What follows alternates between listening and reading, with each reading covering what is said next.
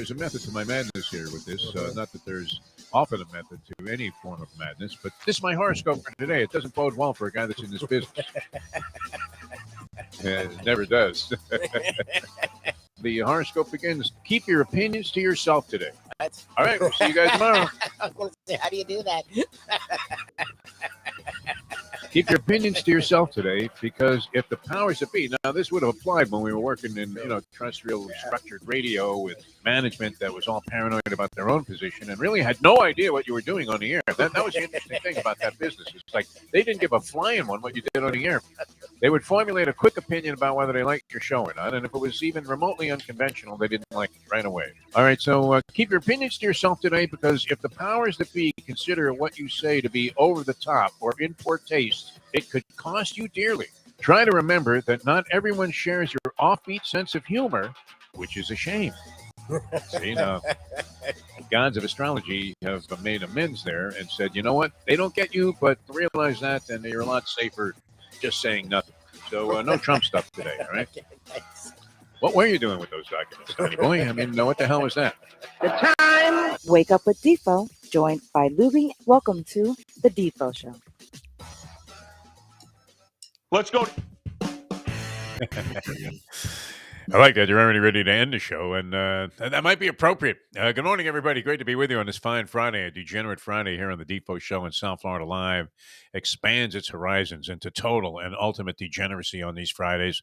Very happy to be with you. Jeff DeForest, Mike Lubie Lubitz. And the great thing about doing this for a living, I don't know if, we're doing it for a living. It seems like it's just part of our life, and we're sharing it with you. But the great thing about all of this speculation about sporting events and all of the different things that are going on with gambling now exploding all over the universe, where is there a commercial block on television that doesn't include at least one ad during the block? No matter what show you're watching, I don't care. You could be watching, the Housewives of Beverly Hills, and still somebody will show up like in the middle of the commercial block for the various medications and the other things. Here comes like Kevin Hart sitting on his couch, sending in money and applying for various bonuses because, he's already tapped out the 6 other places that were offering $200 if you just bet $1 on anything and lose. They gave you a free $200. He's already tapped out the $1,200 that was available there. And now he's signing up with a new site, and he figured, hey, I'm Kevin Hart. I may as well get an endorsement deal out of it. It was classic. Last night I went right from Jimmy Fox and MGM into Kevin Hart and DraftKings. This is the NFL that was so adamantly and diametrically opposed to even the mere mention. I mean, imagine Jimmy the Greek used to have to sit there and tee-hee it while Phyllis George was covering her face in fear that somebody might associate her with this degenerate habit of gambling. And he used to have to go, and 3.5 looks rather generous there, Brent. And everybody's like, well, what's he talking about? I don't know. The people in the know, figured out what was going on there. But, Hank Goldberg, when he was doing the picks on ESPN, think about this, Louis. They didn't include him in the pregame show. He had to be outside of whatever was considered under the umbrella of NFL coverage, as mandated by the NFL in their negotiations of the television contract with ESPN. They didn't want any mention of gambling on their legitimate show, even though they were paying a guy to go out there and handicap games. And this is years ago. Obviously, it was very much in vogue then, but nothing like it is today. And what's great about the whole scenario and the whole spectrum of degeneracy is we are one game into the NFL season, Lubie. One game into the NFL season. And we were fucking wrong about everything. Everything. There's no theory that we put out there except the bet against the defending Super Bowl champion theory, which I don't even know if I believe in it. I'm not sure if it actually plays out. Mark Lawrence, unfortunately, not going to be able to be with us today. And it's not because the only the lonely theory went down last week. Now, we only really lost with Boise State. Did we stretch the limits and the parameters of the point allotment to get Mark Lawrence a push? Because we are rooting for our guys, naturally. We'd love to see these guys go undefeated for the season. We know that's not going to happen. You were being generous? I'm pretty generous, but I don't know. I usually buy them the hook. I'm like the gambler that buys the hook. You're like my friend Francesco, where there are no hooks. And when there are hooks involved, you always get the short end of the stick, right? If it's 5.5 and you're on the side with the team that is either going to get 5 or 6, you get the 5. That's it. I mean, you're always getting hosed in that situation. I knew we were doomed yesterday with that bet. We made an individual bet with Mike Mayo. He forced us into it because now whatever we say, he's going against it, which is smart. I mean, look, Mayo's no fool. He went to Tufts, for God's sake.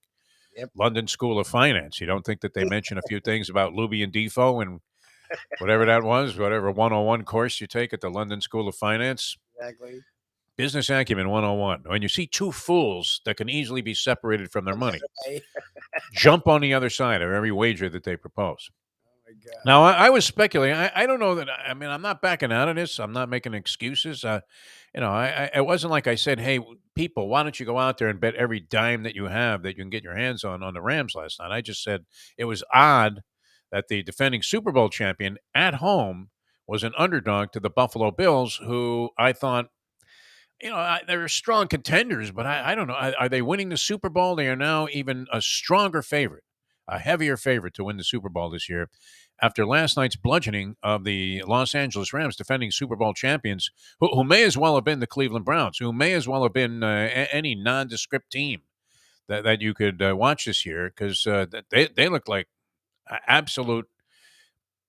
I mean, what could you say? Patsies in there. I always said something else, but I don't want to go in that direction this early in the morning here. We have a lot of people coming on the show that might be disgraced to be associated with such filthy language. I don't know that anybody would really care about that's coming on this show. But and we will have a great lineup for you. Mark Lawrence not going to be able to make it, but we have Chris Perkins, who now with the Sun-Sentinel got the Dolphin beat. So we'll get some insight into that game. I don't know if it's going to be any better than the insight we gave you into this Rams-Buffalo Bills game. But two theories went up in smoke right away. Right away. And that was, and I don't know where this leads us for the rest of these home dogs, because there are 8 more home dogs on the schedule. Wow. And we asked Brandon Lang about this on our podcast yesterday, our Believe podcast, which you can catch it downloads every day at like 11 a.m. There right now. You can check it right now. BLEAV. Yeah, we had Brandon Lang on yesterday. And so that's still up there on the Believe podcast network.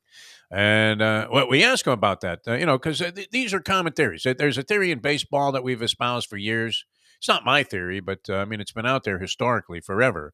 And that is the streak theory. And you have to do, these are things that you have to do as a degenerate from the opening minute of the season. And regardless of how you're doing, I mean, if you're getting buried, if you're down 20 units shortly into the whole proposition of making this wager, you still have to stick to it and go all the way through the year. Yes. And hope that it doesn't turn out to be some kind of a fluke. But the theory in baseball was, as soon as a team wins or loses 3 games in a row, as soon as a team gets on a streak, winning or losing 3 games in a row, bet that team to continue that same streak until it breaks. Okay, so the Yankees win 3 in a row. You now bet them to win until they lose a game. If they lose the next game, boom, you're out of that one. But, of course, you end up on the short end of the stick. And it should be balanced out by the number of times that you win. And I know people have, used and proliferated this theory and perpetrated this theory forever. Not many people. I mean, who has the discipline to do that, Lubie? Well, the professor's done it. Yeah. But the problem he said with that is, again, like you said, it's all season to really smash it. And he said, even then, it's such a small number that it's more of a pain in the ass to keep track of it than it is to like the score you're going to make on it. Yeah, I mean, you're grinding it out. You're grinding out a profit. Are there people that actually have the patience, the ability, the discipline, the money management capabilities to just grind out a small profit? Because there are guys like that. I mean, guys pick up cigarette butts out of ashtrays, right? Well, most of those guys are like homeless and desperate, but, and that's an unfortunate situation. But, I mean, there are people, and I guess it's true of the richest people, right? They're usually the biggest cheapskates, no? Not always. I mean, you get some very, very generous, wealthy people. I happen to know several that, you're hanging around. It's almost embarrassing. The guy's like slipping you 100 at the track. Bet this. Quit crying, DeForest. Bet this. And that's nice, because it's like gambling with other people's money is always great, especially if you get to keep the profits and don't have to incur the losses. That's a nice thing. But I think, is that not a basic truth about life, that the wealthy people are the ones that surprise you with their miserly ways? Like, I don't count every buck, right? I mean, I really don't. I don't have enough to count anyway, but I'm not the type that's thinking, oh, well, geez, you know what exactly is 28%? I mean, I'm not going to calculate down to the penny every little thing that goes on in life. I'm more than willing to just throw, dollars away. My mother always thought that was a poor habit. And guess what, Mom? You were right. Because you think back, if I just saved that Mickey Mantle card. Yes. What was I doing gambling with little Johnny Jones? Why did I let him walk away with that? Well, I ended up with 3 checklists. Unbelievable. 2 Harry Cheaties. An Eli Gerba. And this guy's walking away with a Mickey Mantle, and he probably preserved it and saved it and immediately put it in some kind of plastic encasement so that it's in mint condition today. And that's the guy that's walking away with $12 million. It's not going to be me. So I don't know. I don't have the discipline to do that. And the professor's probably right. I mean, if you're going to do that baseball theory, and let's say you're going to be up, say your average bet is 100, just to make it an easy number to calculate, and you're up 20 units. Are you okay grinding out $2,000 after going through all of this during the course of the regular season? What would be wrong with it? You're probably way ahead of everybody else if you're up 2,000. Yeah. The guys who are betting games individually and 11-team parlays and all this crazy stuff that goes on today. Although I was tempted yesterday after, it hasn't been the greatest year for me gambling. I mean, not terrible, but I can't say that I'm a winner overall for the year. Could I say that in any year? I was going to say, when are you? It's probably no. I think I had one good year. What am I, 71? Hey, that's a little scary. I don't even think that was really a winning year. I had a couple of scores one year at the track. Ended up buying a couple of things. That's how I got that Blue Wave Runner. Remember that Yamaha XL 1100? That thing was a thing of beauty, right? And I just went right out as soon as I won the money. Said, for a change, I'm going to buy something with this money. Nice. I'm not putting it back in my account. I'm not going to pilfer this off. I'm not going to party it away. I'm going to buy something. And it turned out to be a pretty good purchase. I got a lot of joy and mileage out of that thing. Although, like all wave runners, they're destined to fall apart long before their lifespan should be over. Well, I think, and on in that vein of not using your money wisely, I think I know why Andy every week is in the hospital. He's like, being up $2,000 is definitely not better than being down $50,000 at the end of the season. Yeah. Why are you down? Well, I would be. I mean, you should be satisfied to be a winner. But those people are different types of people, the people that win. Like my buddy Eddie Kaplan. I think he's one of the first, and only guys I ever met that was ahead lifetime. Oh, but he could sit there all day and not make a move.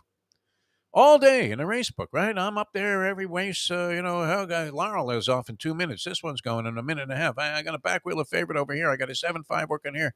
Stupid stuff, right? With no measurement of thought involved in trying to, figure out what you're going to do, or are you going to end up a winner? Because the more volume you send in, the more likely you are to lose. That just happens to be a plain and simple fact. I was encouraged yesterday. I'm watching SportsCenter with Scott Van Pelt, and he put up 8 games that he likes, and I'm thinking, why don't I put a stick on that? The 8 games he had calculated on a $100 parlay would get you back $16,000 if you hit them all. Is it time to take that level of desperate plunge 1 week into the season?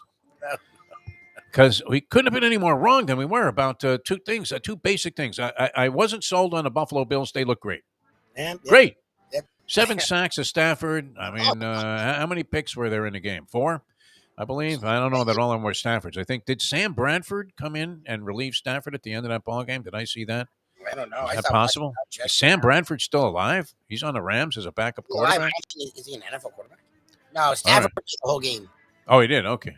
He had 3 interceptions. Oh, my God. Stafford had 3 interceptions. At least. Why did I think Sam? I don't know. I was half asleep, and I thought I heard. Oh, he had a fumble. Stafford had 3 interceptions and a fumble.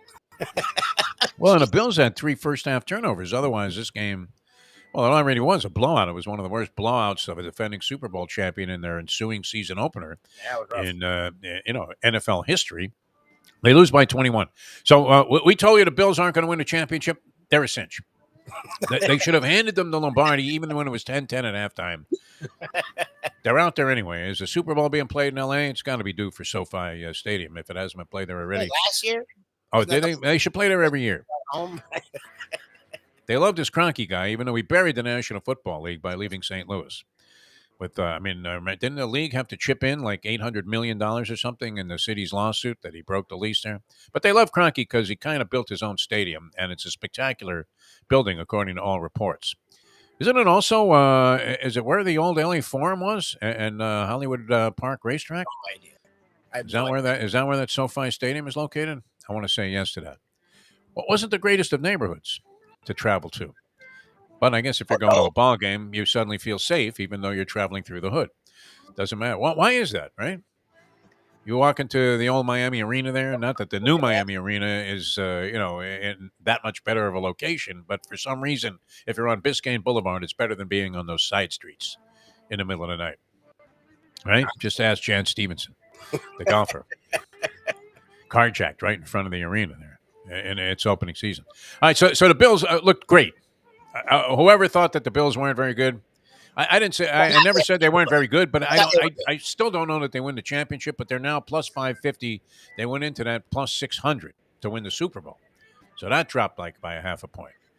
And it's crazy. And the home dog theory, that was some serious ugliness. So if we were going to lose with the Rams as a home underdog, defending Super Bowl champion, who came back essentially with a team that looked to be on paper just as good as the team they had last year, plus you would figure these guys are even happier because they all got paid. How does that fare, and what kind of indicator is that for the other 8 home dogs, which are far more impossible to see? And that's one of those season-long theories. But the home underdogs, every game, we asked Brandon Lang about this, if he believed in that, and he says he does believe in that. He believes in the idea that you could bet home dogs all year long. If you took every one of them in the NFL, you would probably end up grinding out a profit. But he said, like you just said, at some point you're going to be like, oh, I'm all right on this one. You're going to pick and choose here and there. You can't. You have to just do it. That's the problem. Right. Just do that. You have to stay true. So by what measure of insanity do you have to take the Jets at home against the Ravens? You're getting 7 points. I don't care. By what measure of depravity do you have to, be experiencing to take the Falcons, getting 5.5 against Lubie's sleeper team to win it all, the New Orleans Saints? Nope.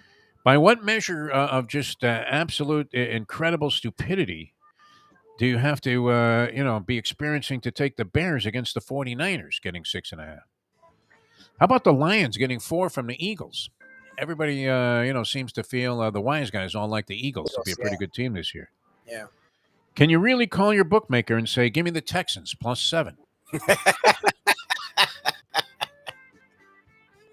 That's one of those things that gets a reaction, right? Hey, Lou, we got Defo on the phone. He wants the Texans.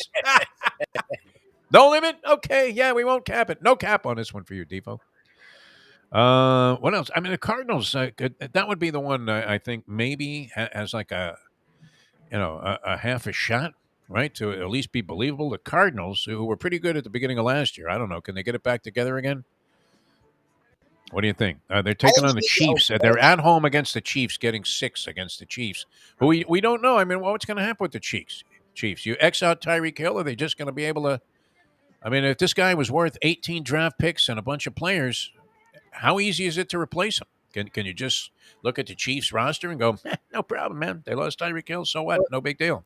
The professor and I, that's why people are so high on the Bills, because they return everyone. The rest of the powers in the AFC, at least, all have question marks when it comes to the roster. Like the Chiefs, again, they brought in Juju Smith-Schuster. They brought in Valdez-Scantling from the Packers, and they already had a nice receiving core, but none of them are Tyreek Hill. So you still have to see how they are without Tyreek Hill. And he brings up the point a lot of people say, like the Greek talks about this, like the first week or so in the NFL is really tough to gauge. Like Jason Cole says it. It's like the first 4 weeks. First month, yeah. So you can gamble if you want, but you're living in that word gambling, because there's not a lot of handicapping to do there. It's roulette, yeah. You're hoping the ball drops into your number. Exactly. And if it doesn't, it's no surprise. The Cowboys are underdogs at home to the Buccaneers. That's kind of an interesting one. That one. Vikings only getting 1 and a hook from the Packers. The Vikings at home against the Packers, a home dog. You don't like that game? And the Seahawks, you would think, would have no chance against the Broncos facing Russell Wilson, but they are at home, a very favorable place for them and for most NFL teams. But I think there's a big advantage there playing in Seattle at home. And they're getting 6 and a hook from the Broncos. Who, I mean, the Broncos weren't that great. Is Russell Wilson that big of a difference maker? I think so. Yes. It's worth putting them on top as a 6.5-point favorite on the road against the Seattle Seahawks. Anyway, all of those games would take some serious balls to go ahead and take the home dog. And so you have to go to the post after losing. See, this is where it gets difficult. You already got creamed in the first game that you ventured out on this theory. Are you willing to take it on the chin, possibly in 8 more games? See, that shows where I'm not a gambler, because my first reaction, and it wasn't you. You didn't have to be in the bet. I really believed in the Rams. Mayo was being, to be brutally honest. I would do it again. I would take the points with the Rams at home against the Buffalo Bills. I didn't see that. Even after seeing the game, I would do it again. I didn't see that happening. I'm sorry. I'm glad people are high in the Bills. Good for them. I wasn't that high in the Bills. No. So, but the rest of the weekend would tap out. I'm like, okay, I got annihilated. You would be like, huh, what's next? No, you have to step it up. That's the problem. All right. We're going to start unrolling rolling out our handicappers here. The Greek is going to be up first, and he's going to join us in a few minutes. The professor has the big board, and of course, his college football plays. Mark Lawrence not with us this week, but we do have his selections for those that are interested in Mark Lawrence's picks. The Only the Lonely Theory. What was the song Sarni mentioned to me that Jim or Roy Orbison had? Something about tears, crying a lot of tears. I don't know. It was appropriately named for the people that backed the Only the Lonely Theory, where we had to stretch a half a point to get Mark Lawrence a push in the second game that he selected, which Boise State was the other one, and they got buried. Interesting theory. Some logic to it. Look, you have to believe. It's Tug McGraw time here. And you have to be patient. And as Brandon Lang said many, many years ago in some interview that he did, not with us, but I read this, or Polyman told me about it, that gamblers know, serious gamblers know, you are going to go through miserable streaks. And the key is how you survive them. In other words, you could get wiped off the planet here in all 9 of these home dog games in the NFL in week number 1. But only the strong survive. You have to have the intestinal fortitude, the courage, or maybe the lunacy to go ahead and do it again next week if you're going to profit from this particular proposition bet, which is just taking one condition and playing it all year long, knowing that in most seasons, probably the majority of NFL seasons, it's probably worked out in your favor. Now, that could be some side action, right, where maybe you offset your other ridiculous losses on your individual plays, and you're just playing like a blind bet like this, and you grind down a couple of grand for the season. Maybe that offsets the $30,000 that you lost on all your other games. My math isn't great, but I don't know if 2 equals 30. 30, not in this game. All right. Certainly didn't last night. I mean, 31-10. So rough. I ended up watching some tennis. The women's semifinals were kind of, non-engaging. I mean, it was hard to follow that act. You talk about a tough act to follow. Alcaraz and Sinner, tremendous. One of the great sporting events, I think. I don't know. It's hard to say, but I mean, it's among the best events in terms of everything that delivered in sports history. It was unbelievable, this match. And it figures to be more fireworks tonight. This Tiafoe-Alcaraz match. I may even watch. Wow. You're getting a price with Tiafoe, and he's definitely in there with a shot. Because Alcaraz has been a little bit vulnerable in his tournament. He's had to go 5 sets his last 2 matches. And I think you're getting a little bit of a price here if you like Tiafoe. Yes, you're getting plus 160 on the American. Now, how ironic would it be? I don't know. I mean, this would be an interesting twist ending, Oliver Twist type of ending. Where you have Serena dominating, black woman who accomplished so much in the sport, the early portion of the tournament, and what if a black American man ended up winning the tournament? I don't think there's been an American winner since Roddick in like 2003. Andy Roddick was the last American to win, and a black man in the from America that came from these humble roots. That would be a hell of a story if Francis Tiafoe can go on and win it. Now, he's got a huge step to climb here by beating Alcaraz, who they're similar in that Alcaraz. John McEnroe keeps saying he's the fastest player he's ever seen on a court.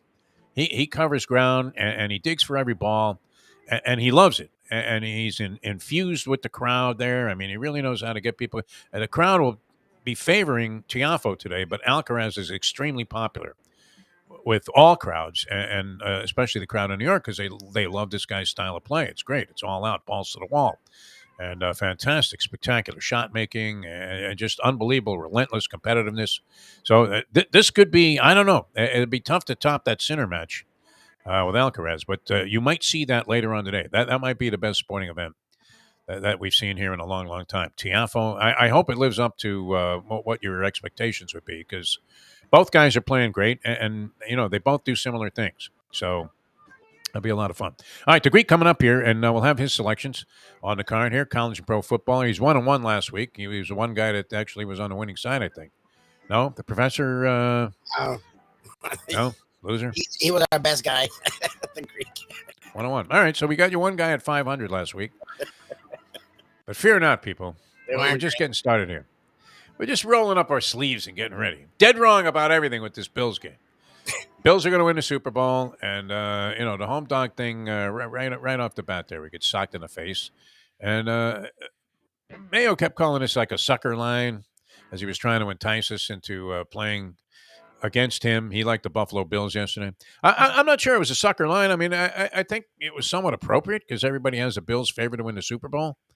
But getting points at home with the Rams, I thought was a very fortifying, position to take if you like the Rams in that game and didn't believe in the Bills. So we couldn't steer you any more wrong. All right, we'll bring up the Greek here in a few minutes and try and straighten everything out, try and get back on a winning track. I'm Jeff DeForest. He's Mike Lubie. Lubitz, Hialeah Park. If you're going to wager over the weekend, this is a great place to do it. Hialeah Park, beautiful casino. I mean, just top-notch, dazzling, appointments and accommodations there. As, they just make sure that they take care of you right from the minute you walk through the door. Get that player's card. Join their very, very fruitful and generous rewards program. And you'll be entitled to all kinds of freebies, including free play, our favorite thing. 2 words lumped together that we really like, free play. Never mind I do, 7 out, Steward's Inquiry, all of that stuff. This is great. Free play. It gets you going, and you never know. I mean, a Mustang turned some free play in a casino into like a couple of dimes. And, of course, the following week she went back there and lost it all back. But that's the way it goes. But this is good. I mean, you're going to love it at Hialeah Park. Poker room is great. Champion simulcasting room, be rocking. Got some Colonial Downs coming up over the weekend. And I don't think they race today, but not Colonial. I mean, Kentucky Downs. And that's a great track to bet. And then Belmont, I believe, opens up on Saturday. So you have all of that. And it's all available to you in the Champion simulcasting room, which is a perfect, pristine setting to punch away on the races. All kinds of great things happening at all times at beautiful Hialeah Park. Open till 5 a.m. Tonight and tomorrow night, 3 a.m. during the weekdays, and open, of course, 7 days a week at 9 a.m. It's beautiful Hialeah Park. All right, coming back with our handicappers, the Greek, and a host of other things. Chris Perkins going to join us on the Phins, now writing for the Sun-Sentinel as their lead guy on the Dolphin beat. And we'll be back with more in a moment. Now that. The time! 7:29. Tony Segreto here. Let me ask you a question. What do you look for when you go out to eat? Good food, obviously, friendly atmosphere, not too loud, but good energy, reasonable prices, and a place where you feel comfortable.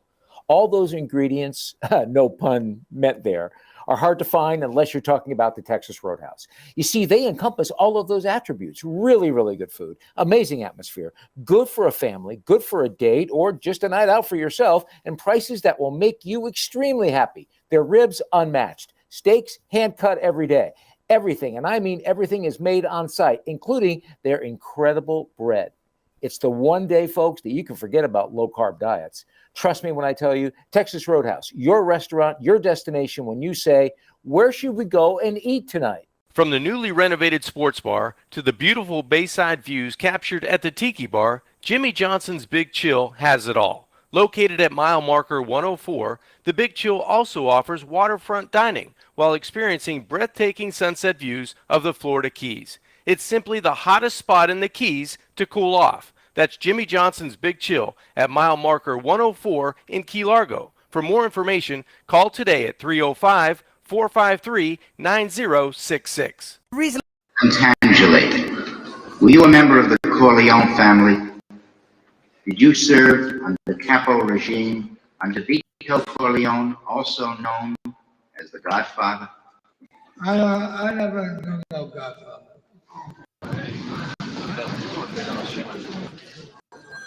Mr.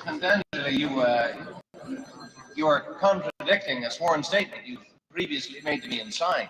I ask you again, sir, here and now, under oath, were you at any time a member of a crime organization headed by Michael Corleone? I don't know nothing about that. Oh, I was in the olive oil business with his father, but that was a long time ago, that's all. We have a sworn affidavit. We have it. Your sworn affidavit that you murdered on the orders of Michael Corleone. Do you deny the confession? Look, the FBI guys, they promised me a deal. So I made up a lot of stuff about Michael Corleone, because that's what they wanted. But it was all lies. Everything. And I kept saying, Michael Corleone did this, and Michael Corleone did that. So I said, yeah, sure. It's now time for the Defo Show. All right, welcome back to the show. Jeff DeForest, Mike Lubie Lubitz with you. The Defo Show, a Degenerate Friday here on South Florida Live. Later on today, Mike Mayo's Lunchbox. We had a great time yesterday. Boy, those ribs were fantastic, huh? Shenanigans. I thought everything was great, man. I've never been there. That place is super cool. Very nice, yeah. I mean, 2 locations. We were at the Dania location, Shenanigans Sports Bar, and well set up. I mean, you're trying to scope out some places where you might want to go and take in all of the great football activity that is going to be going on. Now, you have a giant slate of college games, as we say. Love the smell of point spreads in the morning. And a full slate now of NFL games on tap following the Thursday night opener, which featured the defending Super Bowl champion Rams against the Buffalo Bills, everybody's darling to win the Super Bowl this year, or at least go to the Super Bowl, favored heavily to win the AFC, favored to win the Super Bowl, and now the odds on that have diminished. You were getting 6-1 prior to last night's game. You're getting 5.5 to 1 now after that demonstration that they put on, a thorough thrashing. I mean, how good was Josh Allen? I thought he was supposed to be wild and inaccurate, right? I mean, veritable Ryan Doran when it came to throwing the ball. You don't know if it's going in the strike zone or over the backstop. And he was brilliant last night. Rams' vaunted defense didn't do much to stop this guy. It seemed like they were moving the ball in every play when I was watching.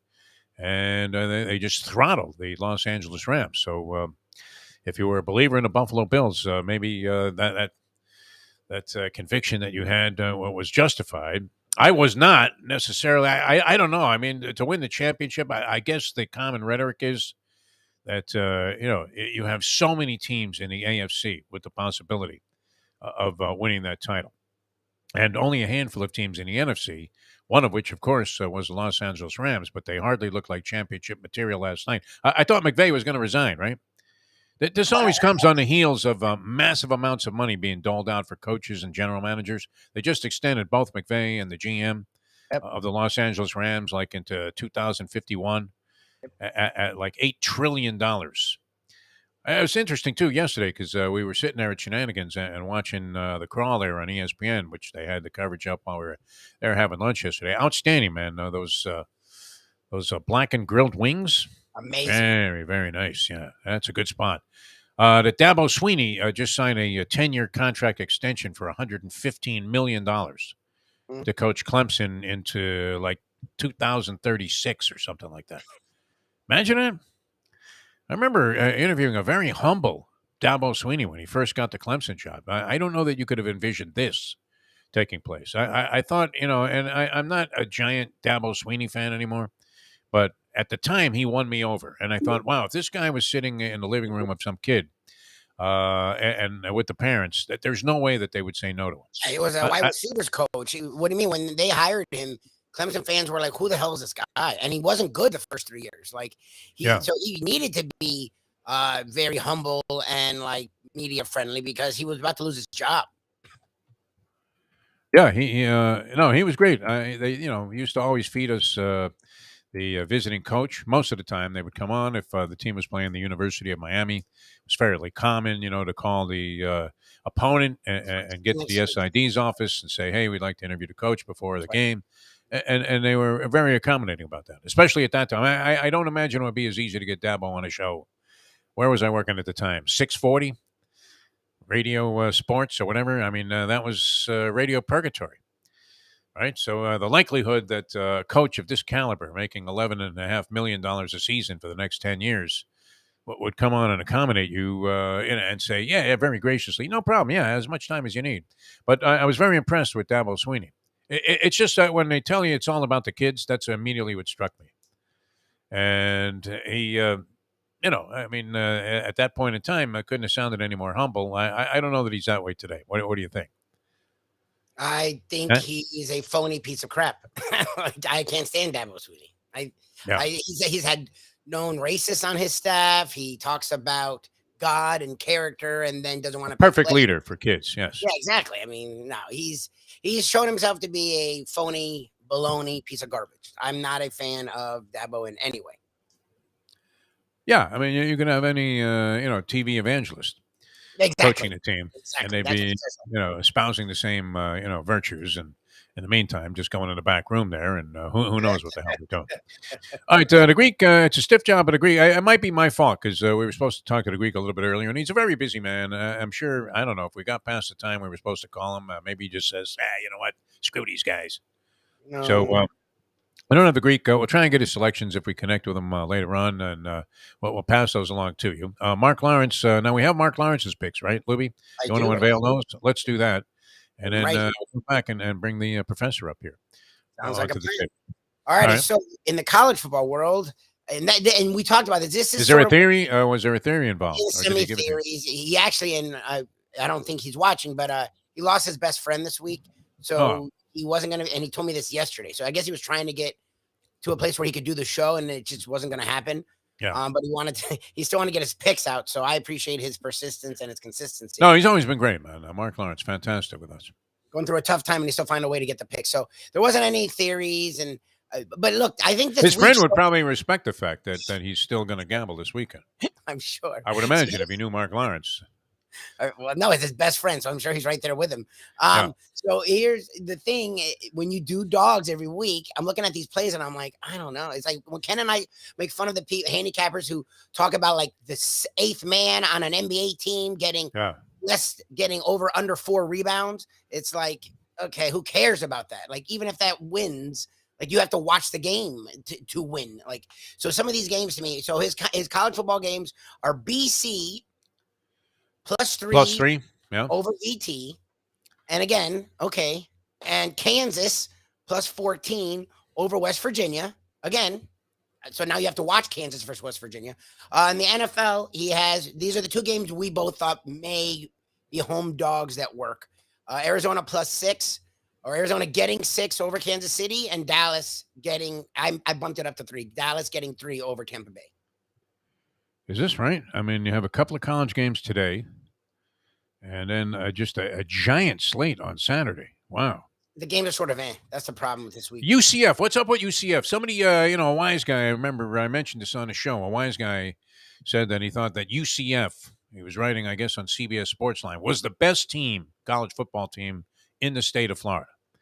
Now, that would look to be a very, shaky opinion, considering that we saw Florida State, in spite of Mike Norvell, which we took a lot of flack from Mayo yesterday about our interview with Mike Norvell, which what was it, scintillating? I mean, riveting stuff where you thought, wow, I had no idea that was the case, Michael. No, he doesn't talk.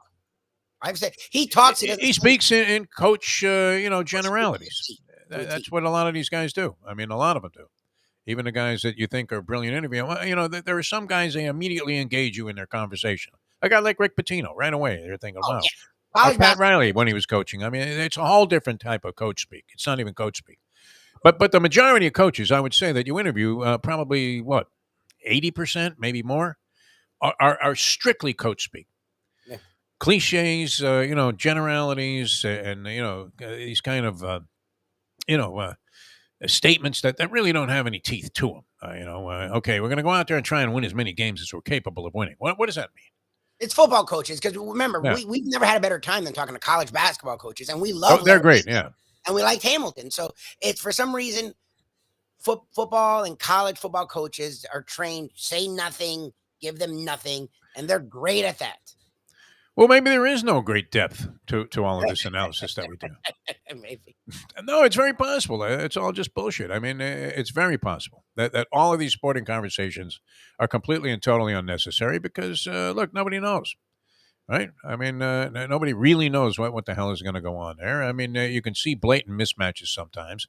But, yeah, we took a little bit of flack on that. We did. I would have to say, I mean, I baby oiled that question about the lateral. But what else was I going to do, Louis?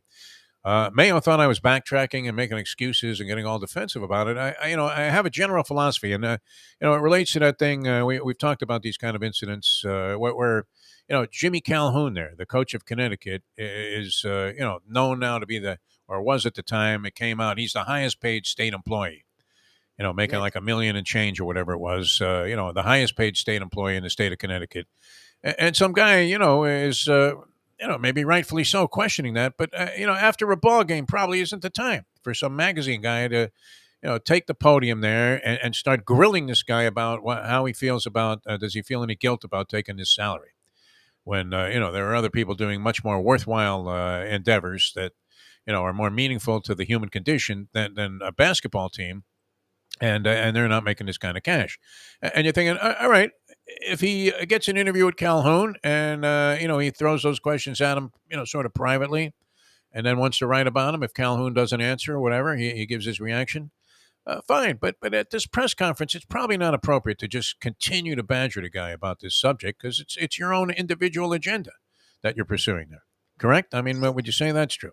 Well, the thing is, we've never been like, look, if you're a Jim Gray and there's some radio personalities that have made their Does Jim Gray grill Tom Brady about any of this stuff on that radio show they do together? Nothing. One guy he expects to have on consistently, he doesn't. That's what's funny about it. Even Jim Gray, who's the most annoying nuisance weasel, does it, picks his spots, and when he does it, that's never been us. Now, one thing we've always talked about is if something's going on, like when Pete Pitino was in studio, we talked to him, and we like Pitino. Still talked to him about the stuff because he had to. Yeah. But to me, you don't have to be like, like we're not gotcha people. That's not something we've ever been. Like, why would I now become someone gotcha? Like, and anyway, in that case, Rick Pitino's driving to the studio on his own time to do an AM radio show at like 7 a.m. And, whatever the controversies were there at Louisville, they were well documented. I don't know. Do we need to spend the entire hour having him talk again in generalities, while defending himself? Look, I don't You're want getting nothing out of that compared to what the man has available to you, which is like tremendous stories and, a knowledge and a depth about the game of basketball, a depth of intelligence that, you can't wait to have, the opportunity to share it with your audience, right? That's what you want. Well, and the thing is, look, you don't want to be a phony, right? So, like you talked about the coaches show, your team lose by 30, and you're like, well, look at John Sanders. He had 10 and 10, but we didn't do that. The way they close out games is not good, and I brought that up, and he talked about it, and that play was a horrendous call. He's addressed it, and you brought it up, and you said, there's no way you're ever running that again, and he's like, yeah, there's not. Okay, what else are you supposed to do there? Like, that to me, we had him on the week of the game and brought up the two things that were the big issue. What else are you supposed to do there? Like, I don't, I think we did what you're supposed to do. I don't know. He won the game too, so that's less reason to rain on his parade. Yeah. Very fortunate. Otherwise, the conversation is 180-degree departure. Just a complete antithesis of what we experienced there with Mike Norvell. But I'm happy for the guy. I'd like to see him do well. We don't root against these guys. Right? I don't know. He seems like a very decent human being and came into a tough situation at Florida State. And you would think that would normally be a favorable place to be a football coach, that you would have all the tools you would need to work with. And that wasn't necessarily the case. I mean, when you're coming in and the program's been brilliant for a long time, and then it took, a few short years to just bury it, it's, not an easy thing to turn around. If you're coming from, that's the other thing too, that you make fun of Hank for slamming and doing and slurping him. We never said, "Wow, you're doing such a great job, Norvell." We didn't say any of that. We were honest. We tried to have fun. He's not a guy that has fun. Yeah. And we got to the points that were the issue. He said nothing. We both knew he wasn't, and then you move on. I mean, that's why that's why we don't run to have coaches on. The only one we have on a lot is Larinaga, who's fun, and Larinaga is great because he'll talk to you like a person. Yeah. And Rossi. But the rest of them, they say nothing. So it's like, okay, what's the point? Very much like talking to politicians in some ways. College football coaches, especially. They're not telling you anything that you couldn't have deduced for yourself. In fact, you probably have an even stronger opinion than the guy is laying out on the show. But you kind of can get a sense of a guy, even while he's spewing out these kind of nondescript statements. You kind of get a sense of where the guy's at. So seemed like a decent thing. But I do believe that there's a time and a place for that sort of stuff. In other words, there are people that come on shows and it's going to be contentious. Yeah, that's fine. And I don't necessarily gravitate towards that. I have been in those situations where you knew that if you didn't attack a guy on certain issues or things that were taking place, that you were going to look like an absolute complete putz. Yeah, right. That's fine.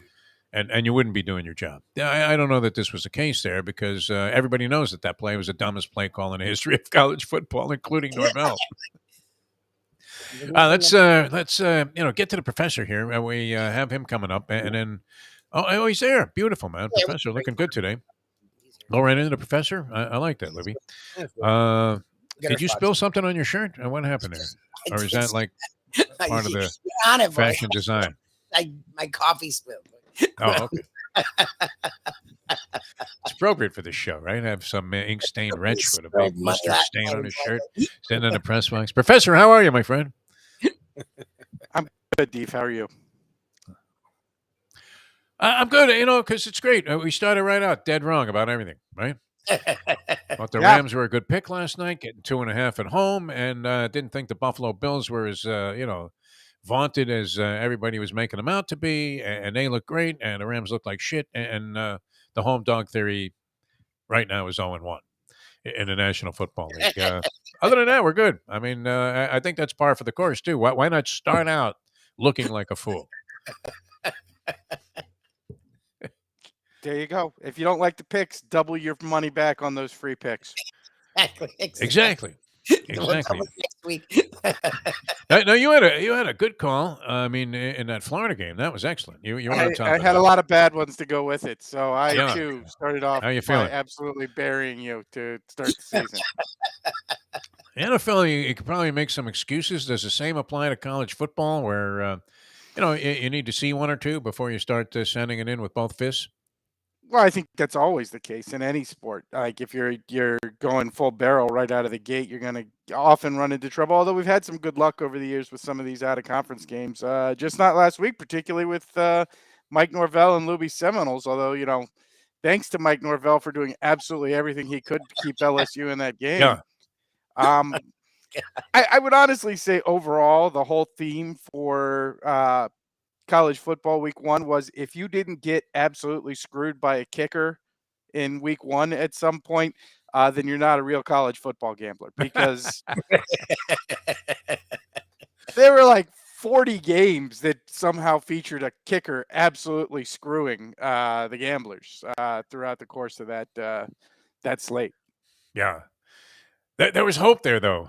Did you feel that at all, or had you already resigned yourself to the fact that we were wrong about the Florida State LSU game? I think you can do both. I think you can resign yourself to the fact you were absolutely wrong, because to my mind, Florida State kind of dominated that football game, and still have hope, because I think watching the course of that game, you're sitting there thinking after they get that mysterious untimed down.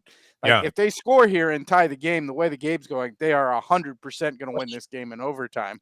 Man, probably by a touchdown, right? You figure they score a touchdown, and then they I feel like you've got a lot of hope. And then, of course, the kicker, I mean, yes, it was a block. Yes, the guy got a head on, but it might have hit the center in the back of the head if it didn't hit the guy's hand first. It was just an awful kick. And again, that was sort of the theme of all of college football was kickers just, I mean, very clearly, if you have a school-age child, teach them how to kick, because there's like college kickers are a shaky proposition. There's like 128 Division I teams now, and there's like 40 to 50 decent kickers to go around. I'm not even talking about good. I mean, like just the guy who's going to make his extra points and most of his field goals inside of 40 yards. Like there's like 40 of those to go around for the entire. And Saban's got like 4 of them. So, Yeah, he just signs kickers, keep them away from other SBC teams. Yeah, like if you don't want your kids to have to pay student loans, teach them how to kick, because clearly there should be a lot of available for kickers. Yeah, I think even the Zendejas were looking in to see if Luis still had some college eligibility, because even at like 60, wouldn't surprise me. This guy might be better than honestly. There's some.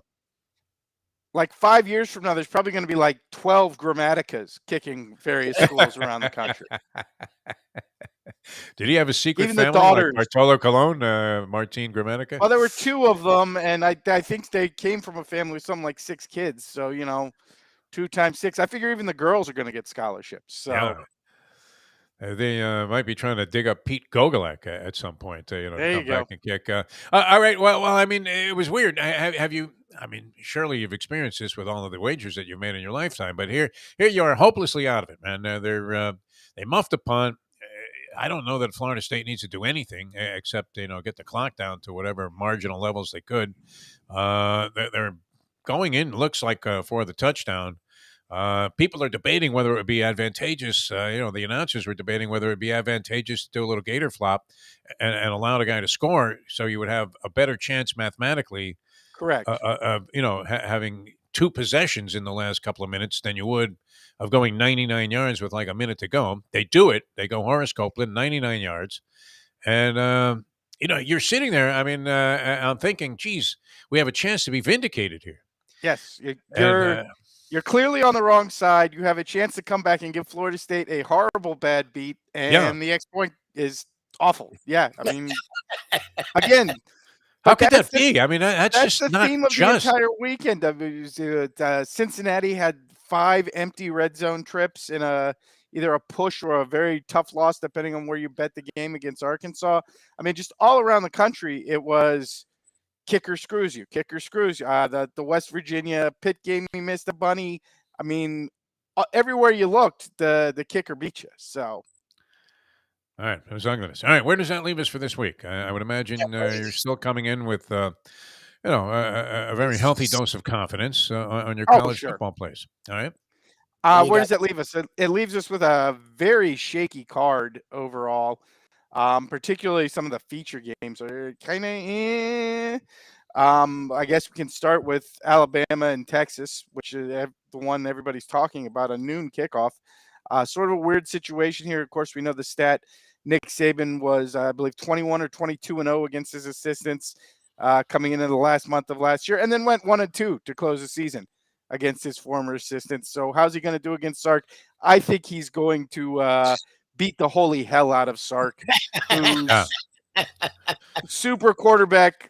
Quinn Evers looked very shaky in his debut for Texas. I don't think this Alabama team's a team you want to come in looking shaky, because their defense looked absolutely dominant against the Utah State team that's a little bit better than people think they are. The fact that Alabama shut them out and just absolutely did whatever they wanted, it's not a good sign for the rest of the country.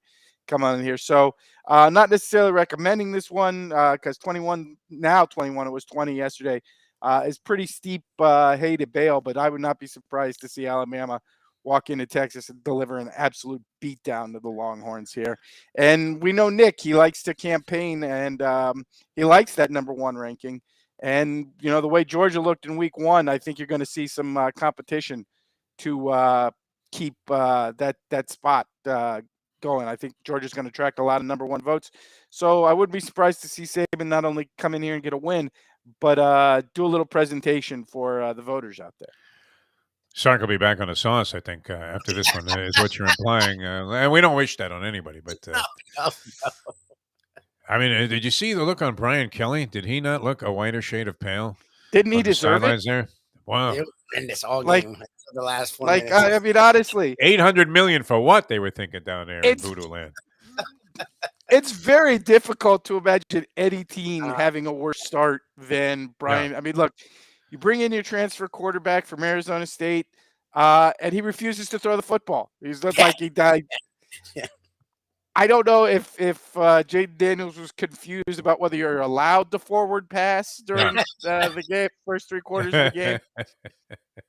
It aggravates your best wide receiver and very arguably your best player in Boudet. so much that he announces he's transferring instantly after the game. Your defensive tackle, who's your best defensive player, that was a gets injured while celebrating a big play. I mean, and then you go into the press conference the next day, and the entire press corps smart mouths you. Like, it's the press because I guess they showed up late. You think you could be here on time next week? And the guy's like, you think you can win the game next week? You know, that's great. It's tough, and I have no sympathy for Brian Kelly. Brian Kelly's a jackass, as we've talked about multiple times. I have sympathy for the kids who work on the LSU scout team because much like he did at Notre Dame, Brian Kelly's clearly going to try to kill a kid to sacrifice him to the football gods like he did back at Notre Dame. So if your child has to scout in one of LSU's towers for the next month, I would be really careful. Like, don't do anything physically dangerous with a camera because the odds of Brian Kelly trying to kill another college student to sacrifice him to the football gods seems very, very high right now because I can't imagine like how you get off to a worse start. That was rough. Than Brian Kelly just got off to. I did enjoy Coach O giving an interview this week and kind of laughing at Brian Kelly. You could tell Coach O enjoyed that game. Yeah. And it was weird, I guess, for the press to not need a translator at the press conference just to find out how LSU got hosed in that ball game. I honestly feel like Coach O's authentic Cajun growl is more easily understood than Brian Kelly's fake Southern accent. I don't know what the hell he's doing. I don't know what the hell he's doing with that fake voice. Like, and he's kept up with it the whole time. It's like, this is my voice now. He's a method actor all of a sudden. Yeah. Very much, you're talking about Hilaria, right? The phony Spanish girl that is married to the Baldwin, Alec Baldwin. She supposedly you know has a so phony much accent. more about celebrity crap than I do, dude. Yeah, watch a little. I have no idea what Alec Baldwin has done for the last 30 years. He shot somebody on a movie set there. Yeah, I know he shot somebody. He's going to prison or whatever. I just happened to hand him like live ammunition. All right, so we have Alabama creaming Texas. How much TMZ do you watch at your house? No, but we'll take Alabama. I mean, you can't help but catch some of this stuff. You can't help it. To destroy Texas. Yes, Alabama to destroy Texas. All right, that's pick one. Going into some other picks, I think the Tennessee Volunteers looked really good in week one. Of course, they played a cupcake. Pitt would argue that they played a real opponent, but they needed about 1,000 breaks to beat that real opponent. I started the season off saying fade Pitt. I'm going to stick with that. This number's a little north of where I thought it would be. I thought it would be closer to 3. It's currently sitting at 6. It was at 7 for a minute yesterday. So it seems to be downtrending a little bit, but we'll take the Tennessee Volunteers -6 at Pitt, and we're just looking to fade Pitt throughout the course of the year. I'm not impressed overall with Pittsburgh, particularly with their defense, which I thought looked very shaky against West Virginia, particularly when you consider the fact that JT Daniels couldn't catch a snap to save his life. I thought the Pitt defense really should have feasted against West Virginia. Instead, they wind up giving 31, probably should have lost the game, and then gave up a goal line drive that could have been the tie. Tennessee seems to be an improving program. Obviously, the SEC East going to be very competitive this year, so I don't know how far they'll go in conference. But I see them continuing to roll. I'll take them the -6 over Pitt. I believe that is a 3:30 game. So Tennessee -6 is our second pick. All right. Now, what else do you have for us, Professor, on the college football slate? We're going to go back bounce to, I believe, the noon slot, and it is the noon slot. I'm going to take a total here, which we normally don't do at this point in the season, but I think two teams that showed their offenses are way ahead in their defense. This is a surprising Wake Forest Demon Deacons who look very sharp offensively against Elon, was it? Some nobody, but without Sam Hartman, the offense continued to roll. The defense did not look good. Same thing I think could be held true for Vanderbilt, who I thought showed a lot of offensive speed, particularly on the perimeter against Hawaii, but gave up a lot of yards to a Hawaii offense that is not good. So what we're looking for here is an over 65, which is not, I know, for NFL fans, that number sounds insane. For college football, 65 is not really that big a number. I think this game could very easily wind up going over in the third quarter. Neither defense is ready yet, and I think both offense actually pretty advanced. So we got Wake Forest, Vanderbilt over 65 as our third pick. Okay. All right. And is that where it ends, or do you have more stuff for us? I mean, there's a couple of spots here I think you could look at.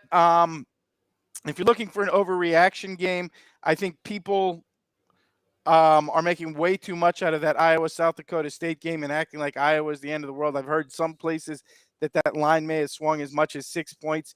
So you went from Iowa probably without that disaster of a game in week 1, laying 3, to now Iowa getting 3.5 from Iowa State.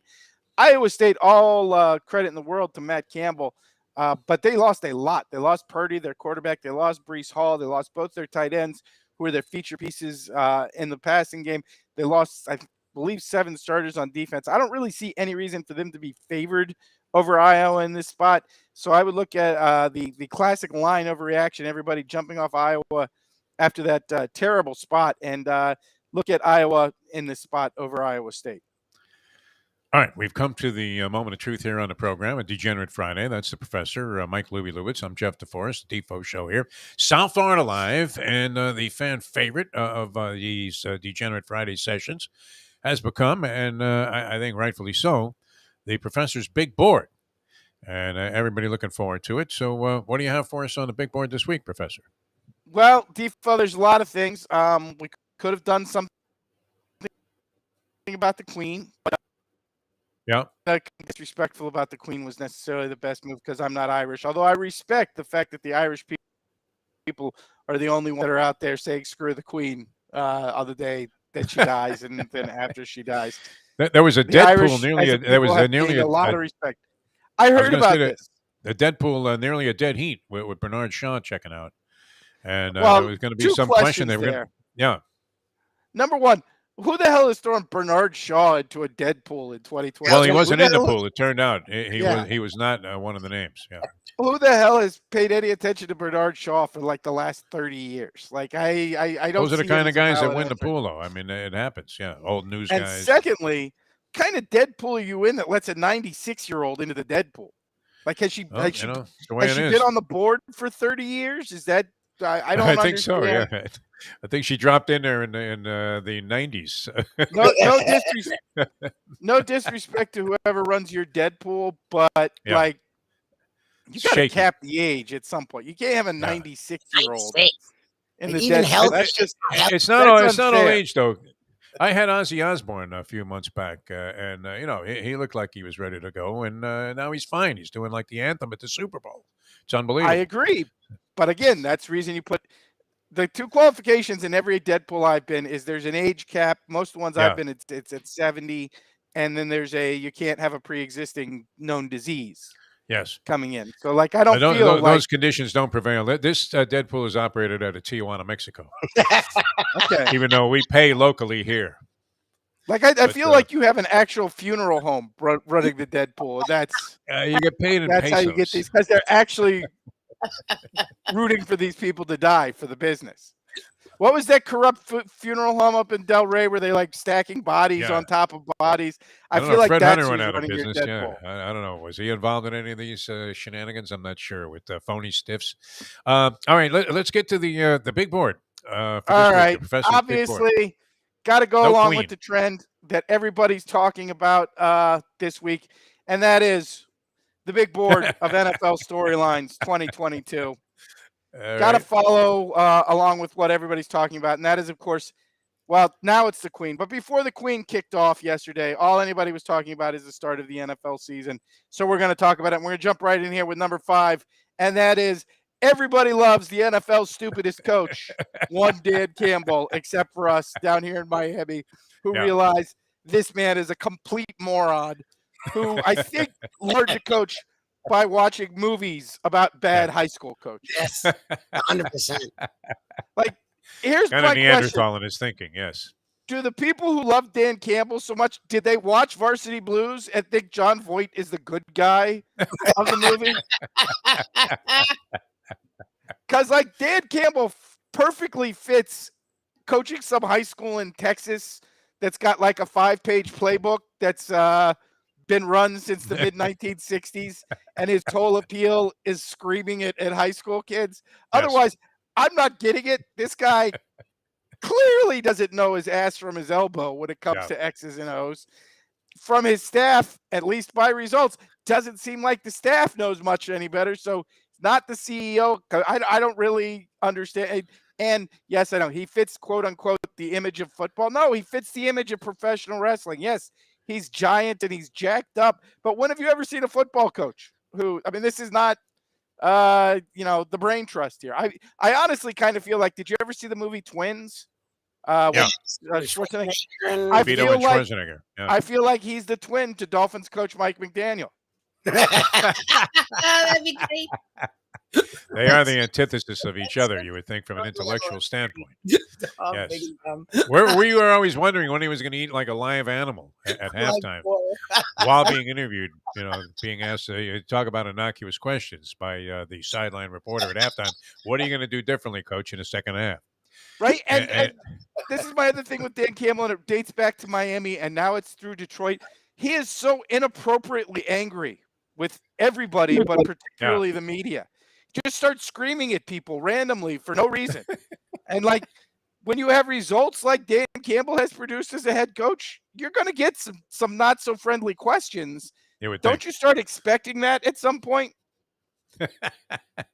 And he's great. We have long speculated that when he was at least the Dolphins coaches, it seems to expand it to include the word Detroit Lions, that Dan Campbell was only capable of saying his own name. Like he didn't seem to have any vocabulary when he was a Miami Dolphins coach other than Dan Campbell.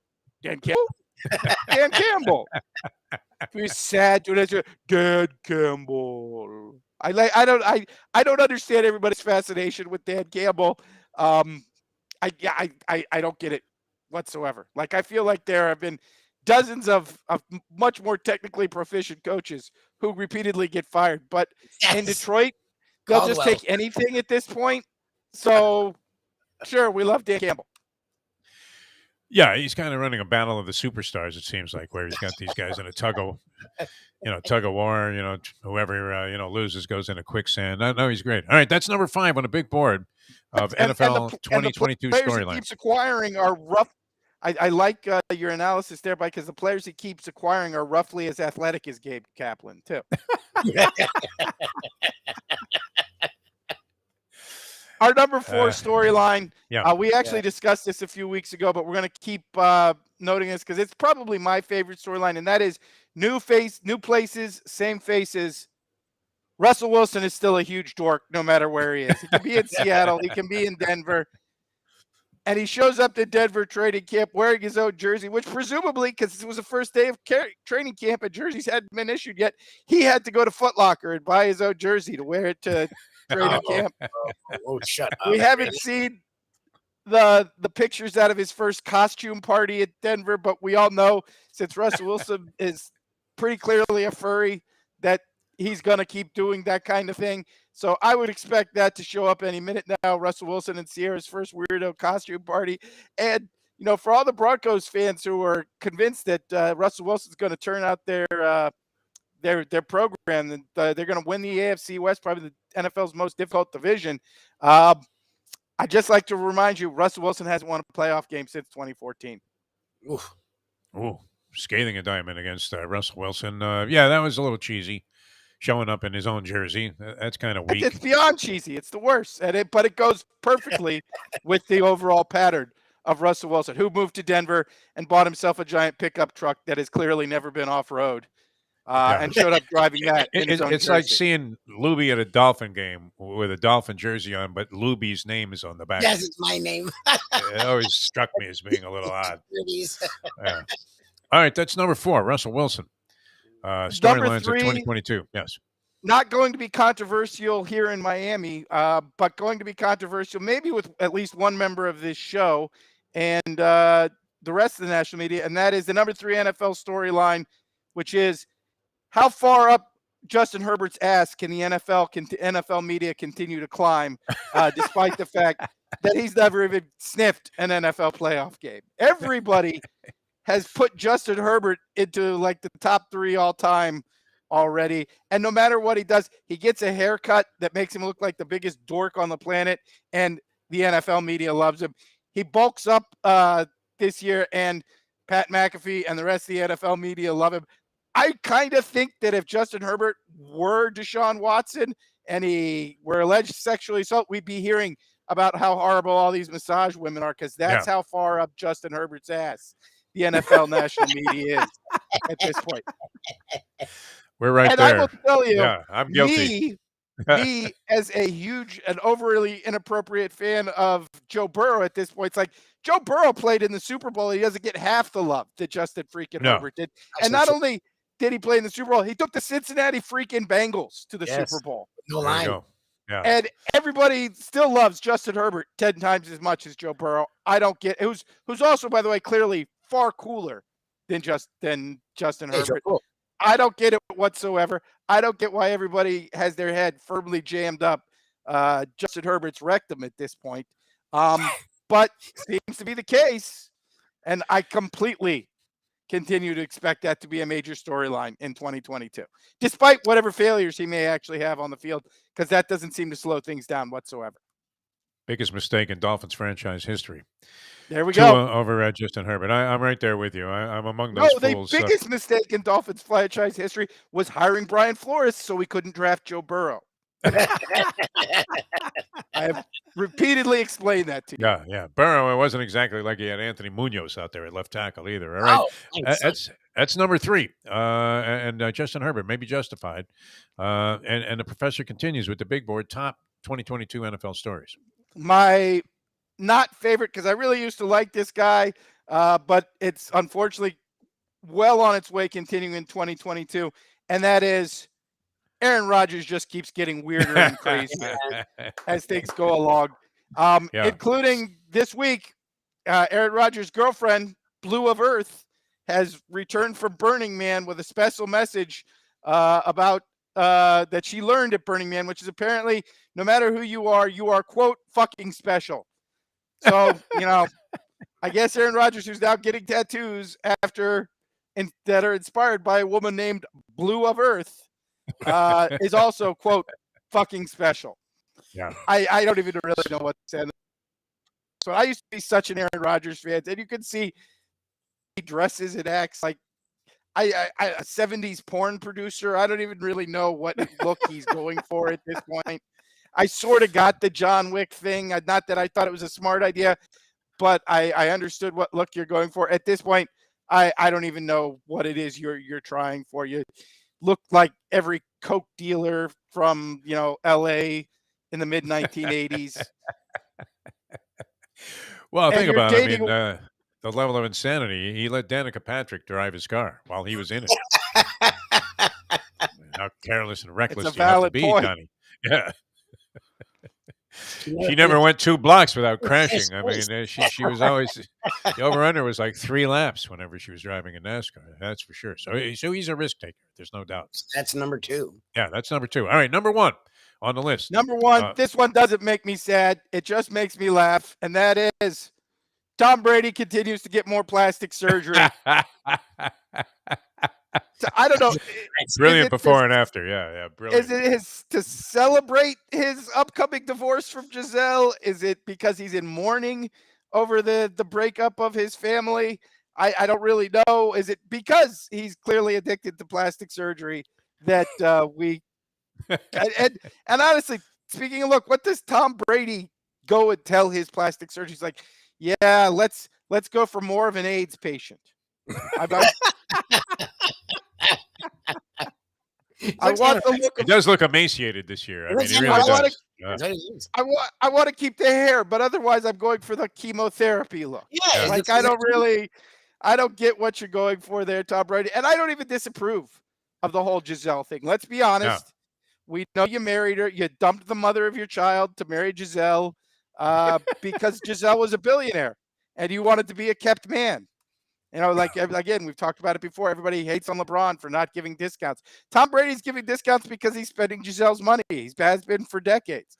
So now that he's signed the big Fox contract, he can tell Giselle to take a hike back to Brazil, all her other failed people, and with her Nazi sympathizers. Do whatever it is you're trying to do. Yes, I was letting you do it, Dean. Oh yeah, no, I figured I'd oblige. Tom Brady now taking Now trading up, take training camp to get yet more plastic surgery. Unfortunately, who knows how many years this is going to last. I mean, maybe this will be the last run. Maybe next year he'll come back with a new nose after skipping training camp. We're just going to have to wait and see. Oh, my God. Holy Pinocchio. Yeah. All right, Professor. Excellent. I mean, top storylines 2022 NFL season. I think you covered the full spectrum of what people will be zeroing in on. Always a pleasure, my friend. Yeah, have a good one, fantastic Defo. job on the big board. That was great. Next And week. good to see you again. Good luck, and maybe we'll get up, to the Foundry and watch a couple of college football games this weekend. That'd be great. Cool. Let me know. We'll do that. All right, sounds good. The Professor, ladies and gentlemen.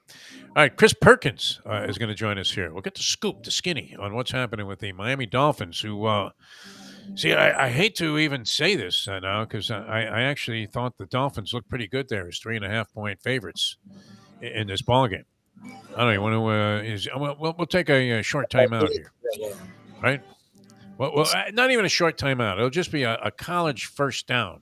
Is that only in the final 2 minutes of the ball game that they stop the clock? The whole game. It's the whole game. The whole game? It always goes like that? Yes, you don't care because they started right away. They don't magically create some rule where it just stops forever. It could have been inside the final 2 minutes or something. I mean, why don't they have a 2-minute warning? Hey, everybody, 2 minutes! I don't know if it felt like it. No. All right, we're coming back with Chris Perkins. We'll dive into this game, Dolphins-Patriots, and we'll see what Perk thinks about that 8 and a hook also, as he's now the beat writer for the Sun-Sentinel on the Miami Dolphins. Dolphins columnist. He's the Dolphins columnist. Oh, yeah. Well, I mean, that's quite a distinction there. Dolphins columnist Feronis, we also are big fans of, is the beat writer. Beat writer. Tandem. Holy Eddie Pope, man. I mean, this is Eddie Pope. Screw the Heat and the Warriors. It's Perkins and Feronis. But Sarni wants us to get it right. He's the Dolphins columnist, and he's the Dolphins beat writer. But you know what happens if Winderman calls and says, "Hey, I got something on the 14th man on the Heat." Hold the presses. You know, I mean, hold page one. The Dolphins, could have just won the Super Bowl that day, but if we found out that Skip to Mailou was coming back to be an assistant coach with the Heat, Winderman would get all of the space. All right, back with Chris Perkins in a moment here on the South Florida Live version of the Defo Show. We have many platforms, too, which is great. Back in a moment. Now that. The time! I think we cracked Mayo out of that craziness also, where, he was not going to eat for the rest of his life. Come on, Mike. It's 8:18. In style at Champions, the outstanding simulcasting room at beautiful Hialeah Park. Yes, the grand old lady of thoroughbred racing has never been more vibrant, and you can wager on the races from the top tracks around the country while enjoying a cocktail at the Brass Rail Bar or any of the fine foods served throughout the facility. If poker is your game, you're covered in style. And you can play all your favorite Vegas-style games, including blackjack, craps, and roulette, in Hialeah Park's sizzling hot casino. Get a player's card when you walk through the door for all kinds of generous amenities, including our favorite, free play, when you come out to the ultimate casino and entertainment destination, Hialeah Park. Hey folks, Tony Segreto here. You know, since day one, Catholic Health Services has been part of Old School. And since we've started letting people know about them, it's changed their lives. You see, Catholic Health Services, while being recognized as one of the top places for stroke rehab in the country, it's also about a group of people who not just excel in what they do, from the doctors to the nurses to the therapists, on and on and on. It's how they do what they do every single day that separates them from the pack. They do it with a passion, unmatched, and the inclusion of family in every step of the process.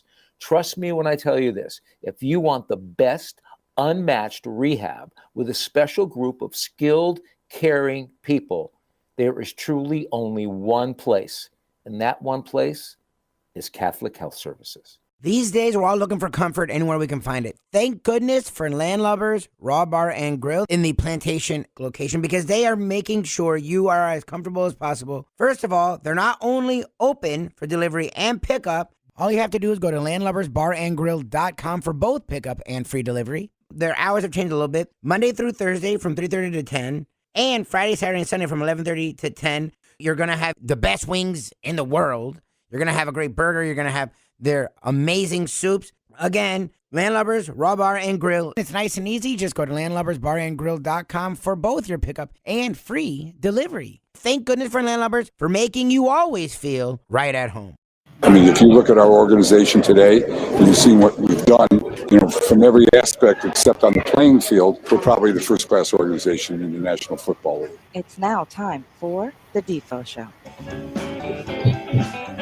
Bold statement there by the disgraced owner of the Miami Dolphins, Stephen Ross. Welcome back to the show, Defo Show. Jeff DeForest, Mike Lubie. It's one of our favorites here, and looking pretty perky, Perk. For this early in the morning there. Is that your private pool in the background there? I mean, living large, my friend. Hey, that's the Perkins estate right there, Defo. I mean, come on. Dolphins columnist. I'm getting big dollars now. That is great, too, man. I mean, just when you thought you were out, they pull you back in. So how are you feeling about, being the Dolphin columnist this year and what figures to be a very interesting year for the team? It has been so far in terms of stories, controversy, switcheroos in terms of roster. It's been very, very intriguing what's happened with the Dolphins this year. Yeah, no, look, Defo, it's great to be back on the beat, man, back in the grind, back there to see where the sausage is made. But you know what? It's a little bit different this time around because you do have the new coach. You do have the owner who is pursuing two high-profile quarterbacks in Deshaun Watson and Tom Brady. You have Tua, who, the jury is still out on him. But look, Tyreek Hill, I mean, maybe the fastest player in Dolphins history, definitely one of the best free agents they've ever acquired. So, I'm excited about this season. I really am. Mayo suggests that you were green screening yourself over Mar-a-Lago. Yeah, I see that. I see some documents pertaining to Iran's nuclear, prowess sitting there on a couch. That's great. That's right. Everything is marked confidential in boxes around me, but don't mind that. All right. I mean, this is great because, we were talking about coaches, and we had a little coach speak on the show yesterday with Mike Norvell. And this guy, McDaniel, is certainly a departure from that. In fact, you don't know if you're at a Dolphin press conference or watching David Carradine in a Kung Fu movie. So what's your thought on is this going to work? I mean, there's no way to tell. And you're talking to two guys that were dead wrong about the first two things we thought about the NFL. Underestimated how good the Bills were, thinking that, people were putting too much hype on that. They looked great last night. And, the whole idea of getting points with the Rams at home, defending Super Bowl champion, was very appealing to us. And unfortunately, we took a bludgeoning on that as well. So I don't know. I mean, I think the Dolphins are going to be a good team this year. I see them eclipsing the 8 and a hook. Even a pessimist like Mayo sees them going over the top there. And he hates all the local teams because he had to cover them for so many years. They look pretty good to me. And is McDaniel and this style something that you think? I mean, he's more like you and me and Lubie in regard to what would you say would be a prototypical Dan Campbell type of football coach. But what do you make of this whole situation with McDaniel? I like Mike McDaniel. I like his style. And look, the dude is a breath of fresh air, right? He comes into press conferences cracking jokes and making little funny observations about the media and about situations, and that's something new. Look, we definitely didn't see that with Brian Flores, did we? No. So this is he was very angry. refreshing. Yeah, he was angry. Yeah, exactly. And rightfully so. And with good reason, because he knew the owner. And his contract in the shredder, yeah. Exactly. But, so I'm a fan of Mike McDaniel. I'm a fan of his offense. I really like that he likes to run the ball because I think that's the thing that's going to help Tua out most is having a running game and being able to throw off of play action. Now, Here's where the Twitter people are going to pound me again, Defo. I see 8 wins. Because I still see run game 8-9 issues. For the season, a losing record. Yeah. I see run game issues. I see offensive line issues. I see some run defense issues, and you do have a rookie head coach. Now, look, a lot of people are picking the Dolphins at like 9-8. I've picked them at 8-9. That's only a 1-game difference, but I understand. I've got them with a losing record. I've got them taking a regression from where they were the previous 2 years. So I get it. But look, it's not a hateful 8-9. It's not these guys suck. It's just I see 8 and 9. That's it. Fundamentally, there seems something to be, a skew with that because, I'm watching this team that was 1-7 last year. They didn't have anywhere near the talent, at least in my opinion. They've improved their roster. They addressed, some of their offensive line deficiencies. They added in. I mean, they have Waddle on one side if he's okay, and Tyreek Hill, who was a complete bailout aspect, an element for Patrick Mahomes. I mean, as good as Mahomes is, a lot of the time, I'm looking at people acting like there was no loss there for Kansas City, and that they're going to be the same. And I don't see that. And at the same time, how does this guy not dramatically upgrade what the Dolphins are capable of doing on offense? I can't see them being worse than they were last year, regardless of people making out that the schedule in the beginning and the end of the year, at the beginning and end of the year is so tough. It seems like they would have to be better, especially since they started 1-7 last year with a crappy roster. Yeah, you know what? Here's the thing about how I view this team is I look at the defense as the strength of the team, especially right now starting out where you've got so many returnees. You've got a defense that was a playmaking defense last year. So I think that is going to improve offensively. I think it's going to take time. Again, you've got a rookie head coach with a new system.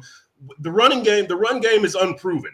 The offensive line, you added Teron Armstead, but Tua's blind side is still a question mark, right? With Austin Jackson there at right tackle, the whole offensive line is a question mark. Look, I'm not saying they suck. I'm saying it's a question mark. They're unproven. I know a lot of people have taken that. Oh, Perk hates the Dolphins, and they're unproven. Just like Mike McDaniel is unproven. The run game is unproven. They're question marks. They could turn out to be great, but at this point, they're unproven. I've seen more from the defense than I've seen from the offense. So that's why I say this defense will have to carry the team early, and then we'll see when the offense catches up, whether that's after 4 games or after 8 games or whatever. But I think this offense is going to take a little while to find itself, to find what it does best. Look, and Perk, I'm someone that is higher on the Dolphins. I lean toward 10-11 wins because I'm giving McDaniels sort of he's a rookie coach, but kind of a nod. I mean, he's older than McVay, who's still 36 after 5 years. And he's been around a lot of these coaches. And the way he talks, he says, look, I've always seen myself as a coach, whereas a lot of assistants don't. Like the assistant who really should be an assistant but fails as a coach doesn't talk like that. Like McDaniel talks like a guy who's always felt like he's going to be a head coach. So I maybe give him a little bit benefit of the doubt, whereas most people wouldn't and even shouldn't. The thing you talked about the offensive line is something that I actually agree with you with is they got Armstead, they got Williams. It should be better, but they still have freaking Austin Jackson out there playing the most important part of the offensive line because he is a left-handed quarterback. And we haven't seen Armstead at all. Armstead has not played any of the preseason, and he's as injury prone as any offensive lineman in football. So what have you seen from this offensive line that we haven't seen that does give you that pause? Well, I haven't seen enough improvement over last season. That's I guess it's more what I haven't seen as opposed to what I have seen. And so, look, I will say this. I think to a certain extent, we, myself included, are making a whole lot out of the offensive line issues and what we have not seen from Tua. Because, look, I do think, again, that the defense is capable of carrying this team for however long it takes that offense to get going. I'm alone in that thought. Nobody wants to talk about the defense. It's the NFL nowadays in 2022. So it's about slinging it around the yard and how many points can you score? And is your quarterback a perennial Pro Bowl quarterback? And if, nobody wants to talk about anything else, but, I'm not going to get too crazy about the offensive line or what I perceive as offensive line deficiencies, a question mark and a question mark at quarterback and a question mark at head coach. Let's see what this team can do. But again, I do have them at 8 and 9, but it's not a hateful 8 and 9. It's just a show me 8 and 9. Cautious. That's what we love about you, though, Chris Perkins. Chris Perkins from the Sun-Sentinel, now the Dolphins columnist, with us here on the Defo show. And I really, admired you for your courage back when the newspaper used to have like 8 guys covering the team. and they would, have a little box at the bottom of like page 3 of the sports section as they continue their Dolphin coverage from the front page, and everybody would pick who they liked in the game. And you would be the guy. I mean, Dave Hyde in an impossible situation, going against a team that was going to go on and win the Super Bowl and mow the Dolphins down by 30, would have like Dolphins 21, Packers 19. And you're like, come on, Dave, you don't really believe that. And you would go ahead and have them getting blown out, which took courage, right? Because the other 7 guys were weak. And I think Mayo was among them too, Mr. Mr. Cynic. Yeah, he was in there penciling in the home team every game. Because you don't want to be, vilified. And that was at a kinder, gentler time when it came to, the people being able to jump down your throat. Now, I mean, you're tweeting stuff out. If this stuff was going out right now on your Twitter account, I don't know. Would we be seeing a march in the background there? we would have to have people. I mean, I hate to say it, but we're like, I don't mean to imply anything beyond this, but like, literally ready to tear your house down. Yeah. No. Armed security would be needed here. That's yeah, and still might be on Sunday. Who knows? Let's face it. But listen, I will say this though. I strange as this sounds, I've got the Dolphins at 8-9. I've got them winning on Sunday, and I think that Mike McDaniel is going to have more little tricks up his sleeve than Bill Belichick does. And the reason that I say that, not because I think McDaniel is a better coach than the GOAT, because I think McDaniel is going to be so geeked up for this game. I'm not saying this is his Super Bowl, but listen, you're a rookie coach. You're at home. You debut against Belichick. You had all these ideas in your head for years. I think he unleashes a lot of these ideas on Sunday. So I do give him the coaching edge. Again, not saying he's a better coach than the GOAT, but I think on Sunday you checked coaching edge, McDaniel. You really checked that box, coaching edge. That be I mean, I know when you go offensive line, defensive line, again, backs. not because he's a better coach, because I think he's going to be more geeked up for Sunday's game, because I think this game is going to mean much more to Mike McDaniel than it does to Bill Belichick. And McDaniel is he's led up to this moment for his whole life. Belichick, this is just another opener. Has anybody considered opening an investigation into what happens to Belichick when he comes to Florida, where he goes? Now, is he hanging out getting drunk with Jimmy the night before the game? Or is he, accompanying Bobby Kraft at an Asian spa in Jupiter? Because he routinely fucks up when he comes to Florida. I mean, he had that game with Steven Jackson where he ran a guy that he picked up at McDonald's that afternoon, run the ball 35 times, and that cost him a chance to go to the Super Bowl, I believe, that year, because they ended up on the road in the playoffs and losing to Denver, I think, who went on to win the Super Bowl that season. That was an atrocity. He had that Gronk play where the Dolphins beat him, and I believe the Dolphins have won 8 of the last 10 at Hard Rock against the Patriots. Is that and not also part of it? What happens to Belichick when he comes down here? Does he just not give a flying one about winning a game in Florida? You know what, Defo? It's the most amazing thing, and I can't remember what Ryan Tannehill's record was against Tom Brady at Hard Rock, but yeah, that's another thing that what the heck is going on when the Patriots come down here? So I don't know, but I will say this though, Belichick bringing the team down here on Tuesday, and they're up at Palm Beach Atlantic. They're practicing in the heat and humidity. I looked it up. If I'm not mistaken, the Patriots are like 4-1 down here in September and October. So it's not necessarily the heat and humidity. Belichick might be overthinking this one. Possible. One of your former contemporaries on a show earlier this week with us, Jason Cole, actually, I think hit it on the head. And you can appreciate this having moved here from where? Texas, where, you experience some heat. But it takes 2 years to get acclimated to this weather. Not like 3 or 4 days. Right. There's no way. I mean, you don't know what you're dealing with until you've been here for like a couple of years, and you realize it's insufferable. It's never going to stop, right? I mean, you're going to schwitz like you never have before, and probably people, instead of bringing coolers to the beach where I live, they actually have like organs in that little cooler, and then they're pulling it.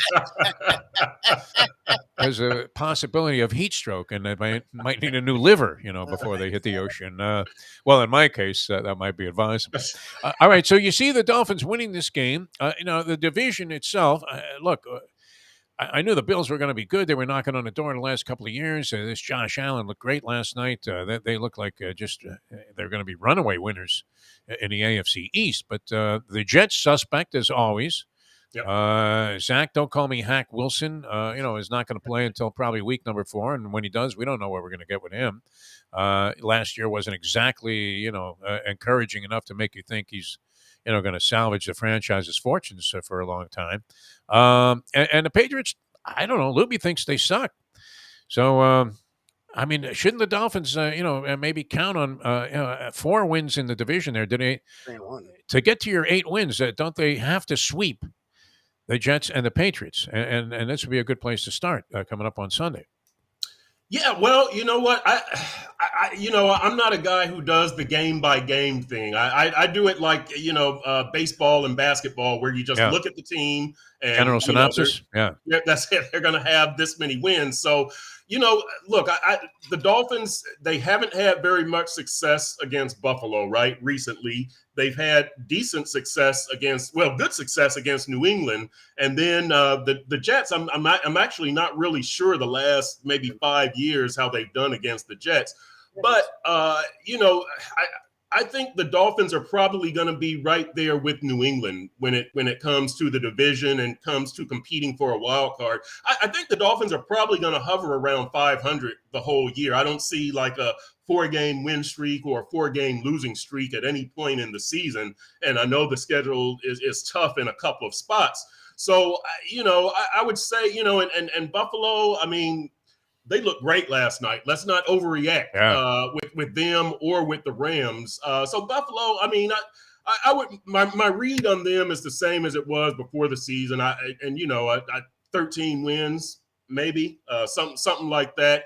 And then Dolphins and Patriots, 8 wins, 9 wins, and then the Jets, whatever they have. So that's how I see the AFC East. And look, I'll say this also. I've been labeled the Tua hater, but I did say on my show, the Dolphins Deep Dive with Perk, that I do think Tua is going to have a better season than Mac Jones. Take that for what it's worth. Mac Jones was a Pro Bowl quarterback last season, but Mac Jones is a guy. If you look at what New England did and does, they were 5th in rushing last year, and Mac Jones it's a very efficient passing game that's off of play action. That's what I think Tua needs. And I'm talking about Tua, I'm not really that concerned about his ability to throw deep. That's not going to be the ultimate measuring stick for Tua Tagovailoa. He's got to be efficient, he's got to be accurate, and he's got to make good decisions. Get Tyreek the ball on short or intermediate routes so the guy can get that yak. And that's a thing that Mike McDaniel's offense did well last year. His receivers had a lot of yards after catch. So to me, that's the bigger thing with Tua. I don't know if he's ever going to be a consistently good deep thrower. But to me, that's not the thing. Can you get the ball to Tyreek and Jalen Waddle and have them make plays? Can you make good decisions? Can you, scramble and get out of trouble and avoid big hits, things like that?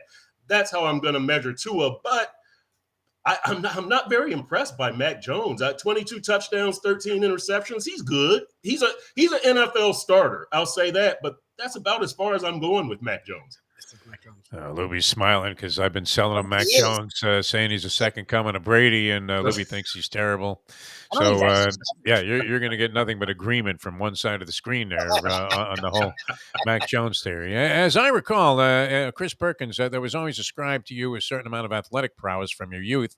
I don't know, were you tearing up like the Texas JUCO circuit, averaging 23 a game playing basketball or something? No? Okay, because I just wanted to, part with this. The professor kind of brought it up, and I was thinking about this. If you were looking for the Antichrist, the antithesis of Mike McDaniel, it would have to be Dan Campbell. So the question would be, what type of coach would you prefer to play for? The old school, hard-nosed, I'm going to yell at some high school kid, as a professor put it, Dan Campbell, who might, we're waiting for him to have like a human sacrifice before a game. This guy will stop at nothing to get that hard edge, run through a wall attitude out of his players, or the cerebral approach of, and sort of existential philosophical approach of a Mike McDaniel. Where would you rather be in terms of a player? Well, for me, I would rather have Mike McDaniel because I like that chill approach. But I love Man Campbell. You know, this guy. I mean, he is intensity all the time. Yeah. Just this huge ball of muscle coming at you with and yelling and cussing and being intense. I loved it when he was here with the Dolphins. I like him on Hard Knocks. I'm a Dan Campbell fan, and you know we called him Man Campbell because of the Oklahoma drill and all that kind of stuff that he did. But I'm a big Dan Campbell fan. I hope Detroit has a good season. But for me, the management style that I like. Defo and Lubie is kind of that chill. You know, I'll crack a couple of jokes and we'll all do it this way. Exactly. Metaphysical over medieval, I guess it would be. Perk, thanks, man, for doing this. We'll have to do it again. Hope to have it happen frequently during the show. Where do you catch this deep dive on the Dolphins? On sunsentinel.com. Every Tuesday at noon, we're on it live. Dolphins Deep Dive with Perk. And then it's also going to be a podcast. So I'm hoping to assemble a Perks panel of experts so we can get some other voices in there. I think that we're going to have Anthony Beck on Tuesday, the former tight end who's coaching in the XFL for St. Louis, and we'll have different people telling what they see from the Dolphins. So it's not just going to be me. You know, and we're also going to have Dave Hyde and David Furones, but we're going to get, some analytics people, some ex-NFL coaches, some scouts, things like that. So we'll have different perspectives and different voices on the Dolphins. All right. Nice. Well, if you want some really worthless opinion people, Lubie and I are available, and we'd be happy to do it. For all the times you've done guest spots on our shows over the years, more than happy to accommodate. If you get stuck for a guest, just give us a call. Always a pleasure. Nice pad, my friend. Glad to see that you're living in luxury there. Yeah. Of course. I don't know anything else, right? All of those internet gigs had to eventually, you were like the Neil O'Donnell on the internet. Or wherever there was a new site, you were there. It was great. All right, thanks so much, Perk. Always a pleasure, my friend. All right, guys. Yeah. Nobody cashed in better on free agency than Neil O'Donnell. I don't even think he played for any of those teams. Just took money. Jason Cole were great at that. Just moving. Oh, hopping from new site to site. It was unbelievable. Yeah, well, you'd have him on like a week after you just had the guy on. And he'd say, I'm not there anymore. That whatever that was, sports, not a part of that. I'm with this new organization now. All right, coming back, Mike Mayo, the Gambling Gourmet. Mayo, we owe money already here, Lubie. Already, yes. Yeah. See, we had the vagary of him paying for dinner, which I guess, probably in the long run cost him more cash. I ended up actually with both sides in that game because Francesco, the guy whose bets I book all season, I don't have any, opinion, whatever choice in the matter. He just gives me the games and I book it. And he loved the Rams last night, so that was good. So you were good, Ethan.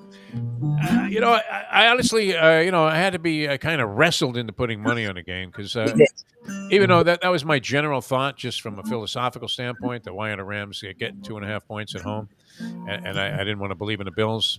It wasn't like I was convinced that was definitely going to be, the only way that could be going, right? And it turned out just the opposite, right?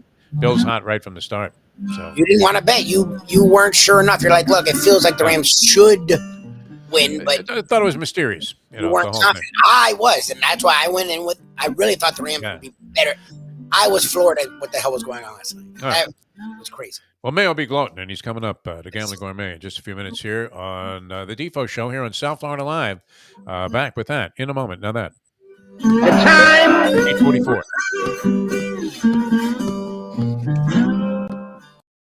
Tony Segreto here. Let me ask you a question. What do you look for when you go out to eat? Good food, obviously, friendly atmosphere, not too loud, but good energy, reasonable prices, and a place where you feel comfortable. All those ingredients, no pun meant there, are hard to find unless you're talking about the Texas Roadhouse. You see, they encompass all of those attributes. Really, really good food, amazing atmosphere, good for a family, good for a date, or just a night out for yourself, and prices that will make you extremely happy. Their ribs unmatched, steaks hand-cut every day. Everything, and I mean everything, is made on site, including their incredible bread.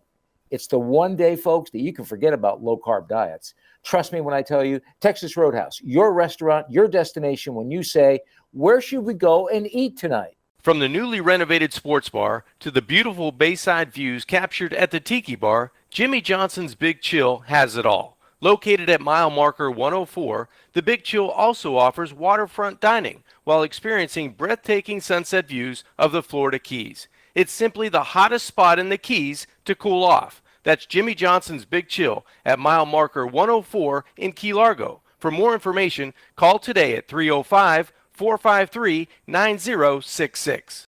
Now that it's football season, it's time for cliche talk. You know, it's like Stu Dickman is going to take. That's my alter ego, Stuart Dickman, and the Stuart Dickman So if show. you could run, here's my encapsulation of handicapping every football game coming up this season. All right. If you can run the ball and control the clock, obviously you're in a good position to win. But also defense. You need the good defense because defense wins championships. Now, of course, if it's a really close matchup, it could come down to the special teams. And then when you get to the fourth quarter, it's all about who wants it more. Yes, who wants it more? Good for you. That was the good capper. The best way to kick off your day is with Defo plus Lubie. We now return to the Defo Show.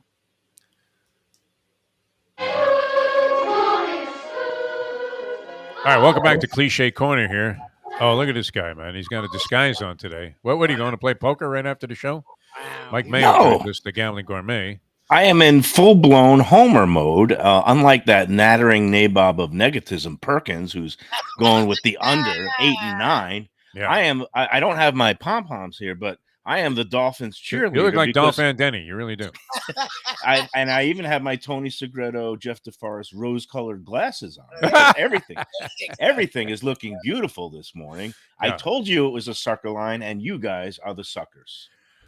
Well, we kind of got sucked in because you insisted, and you were starting to cry that we weren't, weak. Well, you're wimps. You wouldn't put your money where your mouth is. Pussies and things like that. I mean, then you put your money where your mouth is, and now it's my money. My money. Well, I ended up actually, because I'm booking this guy's bets, and I don't render an opinion on that. He just sends me the games every week, and he usually bets like 9 or 10 games. My buddy Francesco. Right, and he lost. Yeah, he loved the Rams last night. So I ended up in a perfect situation where you were going to lose the juice. I had both sides. Right. Typical, like I said, typical pundit where you get to say you're right. A hedging no Jew, what. yeah. Yes, I had both sides. But again, Francesco, the ultimate sucker, and he fell for the sucker line. It was designed to induce people to say, what is the Rams, the Super Bowl champions, going to be a home dog? Well, no, it's because they were trying to get more people to bet the Rams because everybody the smart money knew the Bills were far you had the smart money. I went with the smart money. Yeah, no, that was brilliant. And now I'm looking pretty smart. And here we are. Were you one of those guys that was afraid to pick against the Dolphins when you had those little boxes on the bottom of the? Oh, you kidding me? That? I lived for the hate mail. Bricker was always picking the Dolphins, even though he was, essentially a bitter human being. Fred Turner, the sports editor, I believe, always was on the Dolphins. Hyde, he rarely picked against the Dolphins. But you didn't care, right? Yeah. No, I went game by game by my honest feeling. This one coming up this weekend scares me because when everybody seems to be going one way, and it seems like everybody's picking. Everybody Dolphins, loves the Phins, yeah. You know what? I would be contrarian and say, not so fast. That's a Tom Jicha theory. I'm not picking against the Dolphins formally this week because I just think it would be stupid because I'm trying to get them to 9 wins, and I don't want to bet against myself on individual games. And I just don't think it's just a game I'm staying away from. Sarni, my Svengali, says that the three of us should have like some season-long competition of just like picking 3 games a week, and I say it should be a choice of any 3 games, makes it more skillful. And I actually came up with 3 picks, and one of them was obviously the Bills last night. So I've got 2 more picks for this week. Do you want to hear them, or do you care? I do. It's interesting because that big Westgate contest, and I guess they have another giant handicapping contest similar out in Las Vegas. And I was in a pool for several seasons, and it was the same principle. Pick any 5 games that you want against the point spread. Yeah. And whoever has the most wins at the end of the season, and it's not an easy thing to do. Not an easy thing. Yeah, I could do 5 if you want, but this week I just came up with. I got 4. You know what? I'm not in favor with the Svengali theory of Sarni of actually documenting our picks, because I think we'd be very sorry that we did that by the end of the year. I am not afraid. I finished last in that pool. I cashed $200. I got my money back. I was horrible. I finished last. I had won the pool. No, I never won the pool, but I had been in the money a couple of times. And I finished last the final season that was run a couple of seasons ago with an horrendous record. I mean, just going 1-4 every week. That takes some ridiculous. skill also. It's like always picking the reverse exacta, the last 2 finishers. I seem to do that pretty with tough. more frequency these days. But all right, well, you guys don't have to go along, but you could like throw me in with your handicaps. I'm going to give you 3 games. 3 games that cannot lose. All right, I like that. And I'm sticking with NFL because college. I don't know anything about college football because it's just craziness with all the. Not a strength of mine, I will admit. Yes, but the 2 other games that I like this week, I like the Bengals giving 6.5 at home to the Pittsburgh Steelers because I just don't think the Bengals are getting, and like the professor was alluding to, Joe Burrow not getting as much credit as everybody seems to love the kid in Herbert in San Diego, and all he did was lead a kind of underdog ragtag team to the Super Bowl, and Pittsburgh is obviously in a transition post Roethlisberger. And I like just Cincinnati at home winning by winning a touchdown or more. I just think they're a good team, and they should, maybe I'm an idiot, but I'm going to go with Cincinnati giving the 6.5 points. And then the other game. Is one of your games, are you taking the Dolphins laying the 3 and a hook? No, I already said I'm not touching that game because not touching that game. Okay, I'm not touching the game because I don't like when everybody goes one way and everybody seems to be picking the Dolphins. And I want them to show me. I'm kind of like Perkins in that regard. I want them to show me first before I start formally picking them or putting money on them. Basic Although Mayo philosophy. I do have the over 8 and a hook for the season bet with you guys because I just think at some point, they are playing a bunch of what seem to be weak teams in the middle of the season, but you never know. Teams can get good all of a sudden. Anything can happen. What looks like a weak stretch could end up being a tough stretch. So it's all crazy at this point. But the third game. What was the first one then? What was the first game? Yeah. The first game? You went right into game 2. Was second, so I assume the Dolphins were your first. The first game was Buffalo. What was the final? Oh, well, that was yesterday's news, Mayo. No, but that was one of my 3 picks for the week. That was one of my best bets of the week. Don't give me that. We were supposed to find that out. I mean, we found that out at Shenanigans yesterday that you had money. Yeah, but it was 1-0, and I put it on the record. All right, we'll give you 1-0 on that. No, you were right about that one. Again, three NFL picks every week. Obviously, from now on, I'll be doing on our. So we already have you with 1 win. The Thursday night game usually. Okay.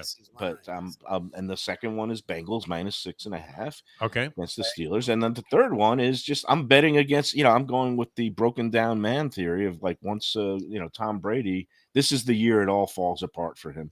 His wife is going to leave him. I'm with you. We're both on board on that. So I'm sure, like within the next month, Pete Davidson will be dating Giselle and taking his kids out. He might have some calamity. He might snap that Achilles tendon, or the Pete or Brady. No, Brady. This is the year. There's only one thing that Pete's snapping, and that's his zipper. This guy. So Brady, I think this is the year it all comes tumbling down. So in that vein, I am going to go with the home dog on Sunday night. The Cowboys getting 2.5 against Tampa Bay. Is that that's the line I saw? And I have 2 and a hook here. From yesterday. So I am going, even though I'm not usually the biggest Dak Prescott or Jerry Jones fan. It's hard to root for the Cowboys, isn't it? It is. It's just tough. Especially on a nationally televised game where you're having a lot of Jerry shots. I like seeing Jerry getting ready to jump out of the booth more so than high-fiving everybody. I know, but again, now I think I've turned the tables on Tom Brady. I used to respect him and marvel at him, but I think now everything is going to just go to seed for him. It's just going to be like one big disaster year.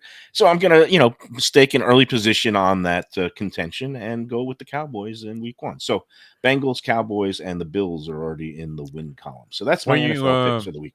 I don't know how stressful your divorce was, but because obviously you've made amends or have very amicable relations now, which is fine. But were you at the Sun-Sentinel when this divorce was taking place? Yes, of course. And did she ever get inside your head?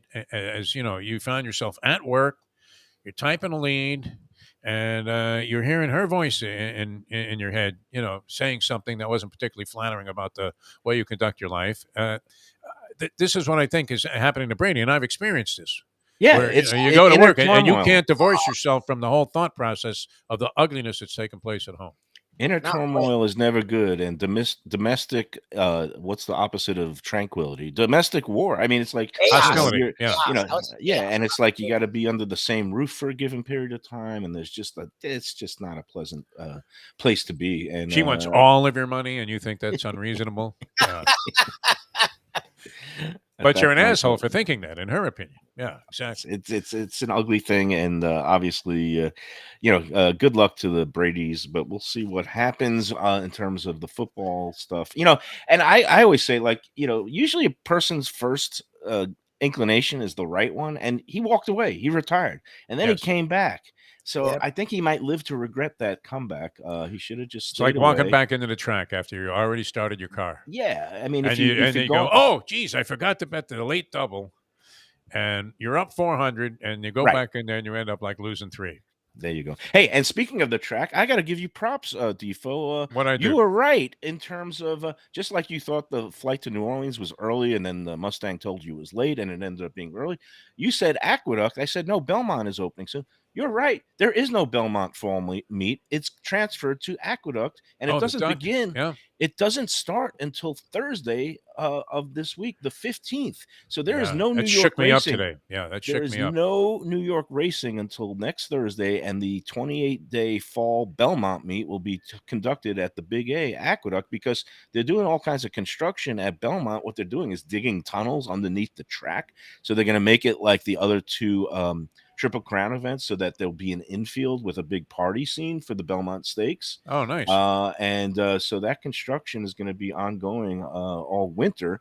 And while they're digging these tunnels, they can't have any racing or even training over the tracks there at Belmont. So New York racing fans are going to be it's going to be a long fall and winter at Aqueduct. And but that's okay because we've got Kentucky Downs, more Kentucky Downs this weekend. And I got a couple of picks out there. It was a weird. You got some horses? Oh, beautiful. Horses. You're on fire today, Mayo. This is great. I'm in very confident in your picks. You're playing from a different perspective. I mean, you were shaky. I'm losing weight. I feel after good. all those I'm light on sandwiches. I mean, you were very shaky. You were becoming completely suspect in all aspects of your life, and now you confident and brimming with enthusiasm. It's a whole new you. It's great. Yeah, low carbs equals confidence equals sharp, razor sharp thinking. I think this is going to be a beautiful thing. So it was weird last week because Kentucky Downs had a washout in the middle of a big card last Saturday. They had to scratch a whole bunch of big stakes races that they're going to be running tomorrow, and their card tomorrow is excellent. 12 races, $2 million stakes races on the card. And last week, I gave out the winner last week at the Del Mar Derby, Slow Down Andy. I wanted to have Lubie cut up the tape and the call, but we were all too It doesn't busy happen this anymore. week. No, that's a lot of production. Okay, that's too much production. Okay, well, suffices to say that save something that might have been brilliant. Why would I do that? Yeah. Well, people can go back onto the YouTube and at the 2-hour mark, the 2-hour mark of last Friday's episode on September 2nd, I gave out a Slow Down Andy in the Del Mar Derby, went off at 6-1. That was in honor of our friend That's a good Andy. Call. Yeah. And he ended up whistling gate to wire. It was one of those really nice jobs where the jockey was able to just kind of Mario Gutierrez just nursed his speed, and he held up against a 41 shot. Of course, I didn't win a dime on the race because I didn't play him to win. I'm so busy with exactas and trifectas, and the biggest long shot in the field runs second. Totally screws me and blows me up. It would have been a $400, $1 exacta. A horrible feeling. And just that is the worst feeling in the world, giving out a winner and not cashing for a dime. And the bets that you don't make, right? I mean, all you had to do is wheel this horse for $1 and you walk away. Yeah, it's so stupid that but again, that's not going to shake my confidence. I'm a new man now. It's all good. I gave out last week in the Mint Million a tone. Again, that race now is going to be run as race 5 tomorrow. So I'm sticking with a tone. Holy Passover. A tone? A tone. Here's a double for you at Kentucky Downs. Well, not a double because they're in far different races, but Kentucky Downs, it's the 5th race is the Mint Million. Atone is the number 7 horse. And I'm going to do a exacta box in honor of you, Defo, the 7-5. Kentucky Ghost is the 5 horse, 12-1 long shot. So I'm going to play Atone to win along with an exacta box with the 5 horse. That's in the 5th race. And then we've got Turf Cup, which is the other $1 million race on the card, the 11th race. Is it the 11th race? I don't even know. It's the Kentucky Turf Cup. It's a 1.5-mile marathon on the turf, and there's a horse named Temple running, and it's Saturday. Atone and Temple nearing Passover, and nearing the High Holy Days, not Passover, Rosh Hashanah and Yom Kippur coming up toward the end of the month. But it's Saturday. You go to Temple on Saturday, and that's what I'm going to do. It's listed as 6-1 with Jose Ortez aboard. I think I didn't jot down the trainer because I've got my rose-colored glasses on here. Here we go. You do look a little like Tony with those glasses. Temple is the number 3 horse, and it's for Mike Maker, who he seems to be doing well at Kentucky Downs. So number 3 Temple, and that is in the what race is it? The 10th race, the 10th race at Kentucky Downs. And some of your old favorites are in that race. Glenn County is running. Not running well anymore. Not running well. And Gufo, that was the big. Gufo's good. I won his last race and looked good doing it. Good. He's listed as the 7-5 favorite for Christophe Clement. Comes from the clouds too. You have to wait for that horse to kick in. He was more up with the pace last time, which is amazing because this is a horse that was a dead closer, like one of my favorites of all time, the great Lee de Justice, who used to come from, literally from the Santa Ana Hills there, when running at Santa Anita. But no, that's all good. All right. And a great time yesterday, Mike Mayo. Shenanigans. I had the ribs. They were in the fridge calling my name, and they were fantastic. I don't know if you got into it with the new diet. You look a little svelte. Andy says 230 max, 0.2 maybe today on the scale, but and well on your way to winning another bet, which I think we're going to take you to the Fish Shack for that payoff. Is that fair? I mean, it's not going to be like going to some fast food joint, but delicious. And you've never been there, and it's almost a disgrace, to say that. But you can't hit every place. I understand that, even though you were a food critic for how many years? Like 12 years? No, just 5. So that's it. Just 5. But you would love it. I mean, I think you would have liked it even more. It's much more comfortable where it is right now, but you might have even liked it more as the hole-in-the-wall shack that it was. I generally like the because it was so hole in the wall that it was the ultimate definition of a hole in the wall place that blows your mind with how good it is. I love place with 0 atmosphere and 100% food. It had atmosphere. It didn't have a lot of space. Yeah. Oh, okay, tiny. All right, no, beggars can't be choosy. Winners can't be choosy. Wherever you guys take me, it'll be great. I hope you keep the streak going. No, I really do, Mike Mayo. It's good for you, and it'll embolden you to continue improving your life in other ways. All right, which is good. It needs a lot of improvement. Yes. No, that last month was very shaky. You were on some very. You got to hit rock bottom to start climbing back to the top. It was great. When you nearly fainted in Las Patas just at the sight of these sandwiches. Those meat sweats. Those meat sweats. Yeah. You started schwitzing. It was crazy. Yeah. All right, you have a good one. Shenanigans, great. Lunchbox today at noon. Mike Mayo. He is emboldened by this opinion that he had. Right? He was crushed after that Panther thing. Remember that? He was so crushed he couldn't even capitalize on the fact that he was right. Exactly. And we told him to go for it. Yeah. And then he wouldn't listen to us. He only listens to Sarney. So whatever it is that you want Mayo to do, tell Sarney to tell him to do it. It's kind of like, radio management or management probably in any business where you have to let them think it was their idea. Right? And then, it's like, what you said the other week, that was good. Even though the guy never said it, then, the boss man says, yeah, that sounds like a great idea. And then all the mid-level management says, you see, I was right. But he seems to be in a far better mood, Mike Mayo. So we'll catch him at 12 o'clock on Mike Mayo's Lunchbox on the South Florida Live channel. All right. Thanks for being with us, people. A lot of fun. Mark Lawrence's picks again were... Oh, God. You got them? You can dig them up? No? Here, it'll take 5 seconds. All right. You can find them. Just no. The show is archived, yeah. We had Lawrence, Boston College, getting 3 points over Virginia Tech. Kansas getting 14 over West Virginia. The Cardinals getting 6 over the Kansas City Chiefs. And the Dallas Cowboys getting 3 over the Tampa Bay Buccaneers. Okay, a couple of people like that Cowboys pick, including Mike Mayo, the Gambling Gourmet. That looks good. I mean, do you have the balls to bet all of the home dogs? Does anybody out there have this kind of this week? Have this kind of inner strength?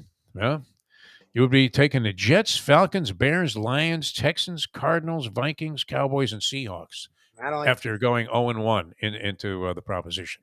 No. Would you have? I mean, what if we parlayed all the home dogs? Would we have any chance of cash?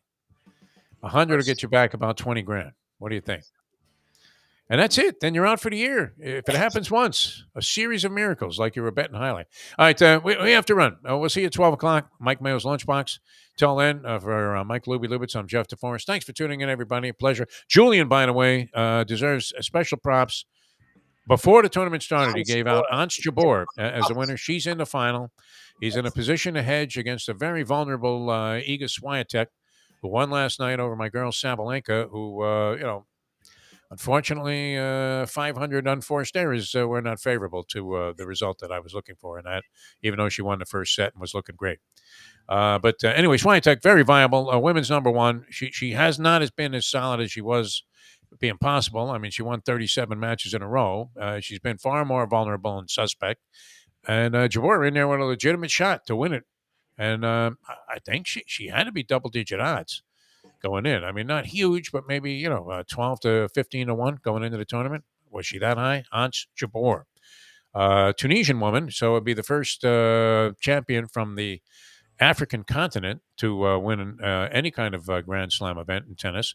And then Tiafoe Alcaraz is going to be just an absolute masterpiece, I think, later on today. So there's that to look forward to. He got her at 18 to 1. Julian. 18 to 1. Oh, nice, man. Julian got her 18 to 1. Well, I mean, at that point, right? Don't you put a couple of sticks on the opposition and get out of it a winner no matter what? That's a great position to be in. All right. We'll see you also again on Monday here with the Defo Show. Thanks for tuning in, everybody. Thanks to all of our fine sponsors, including Jimmy Johnson's Big Chill there in Key Largo. Looking forward to being down there, making arrangements for that. And we'll see you at 12 o'clock as we leave you now that. The time? 9:07. Let's go to eat a damn snack. Look what they done to my show.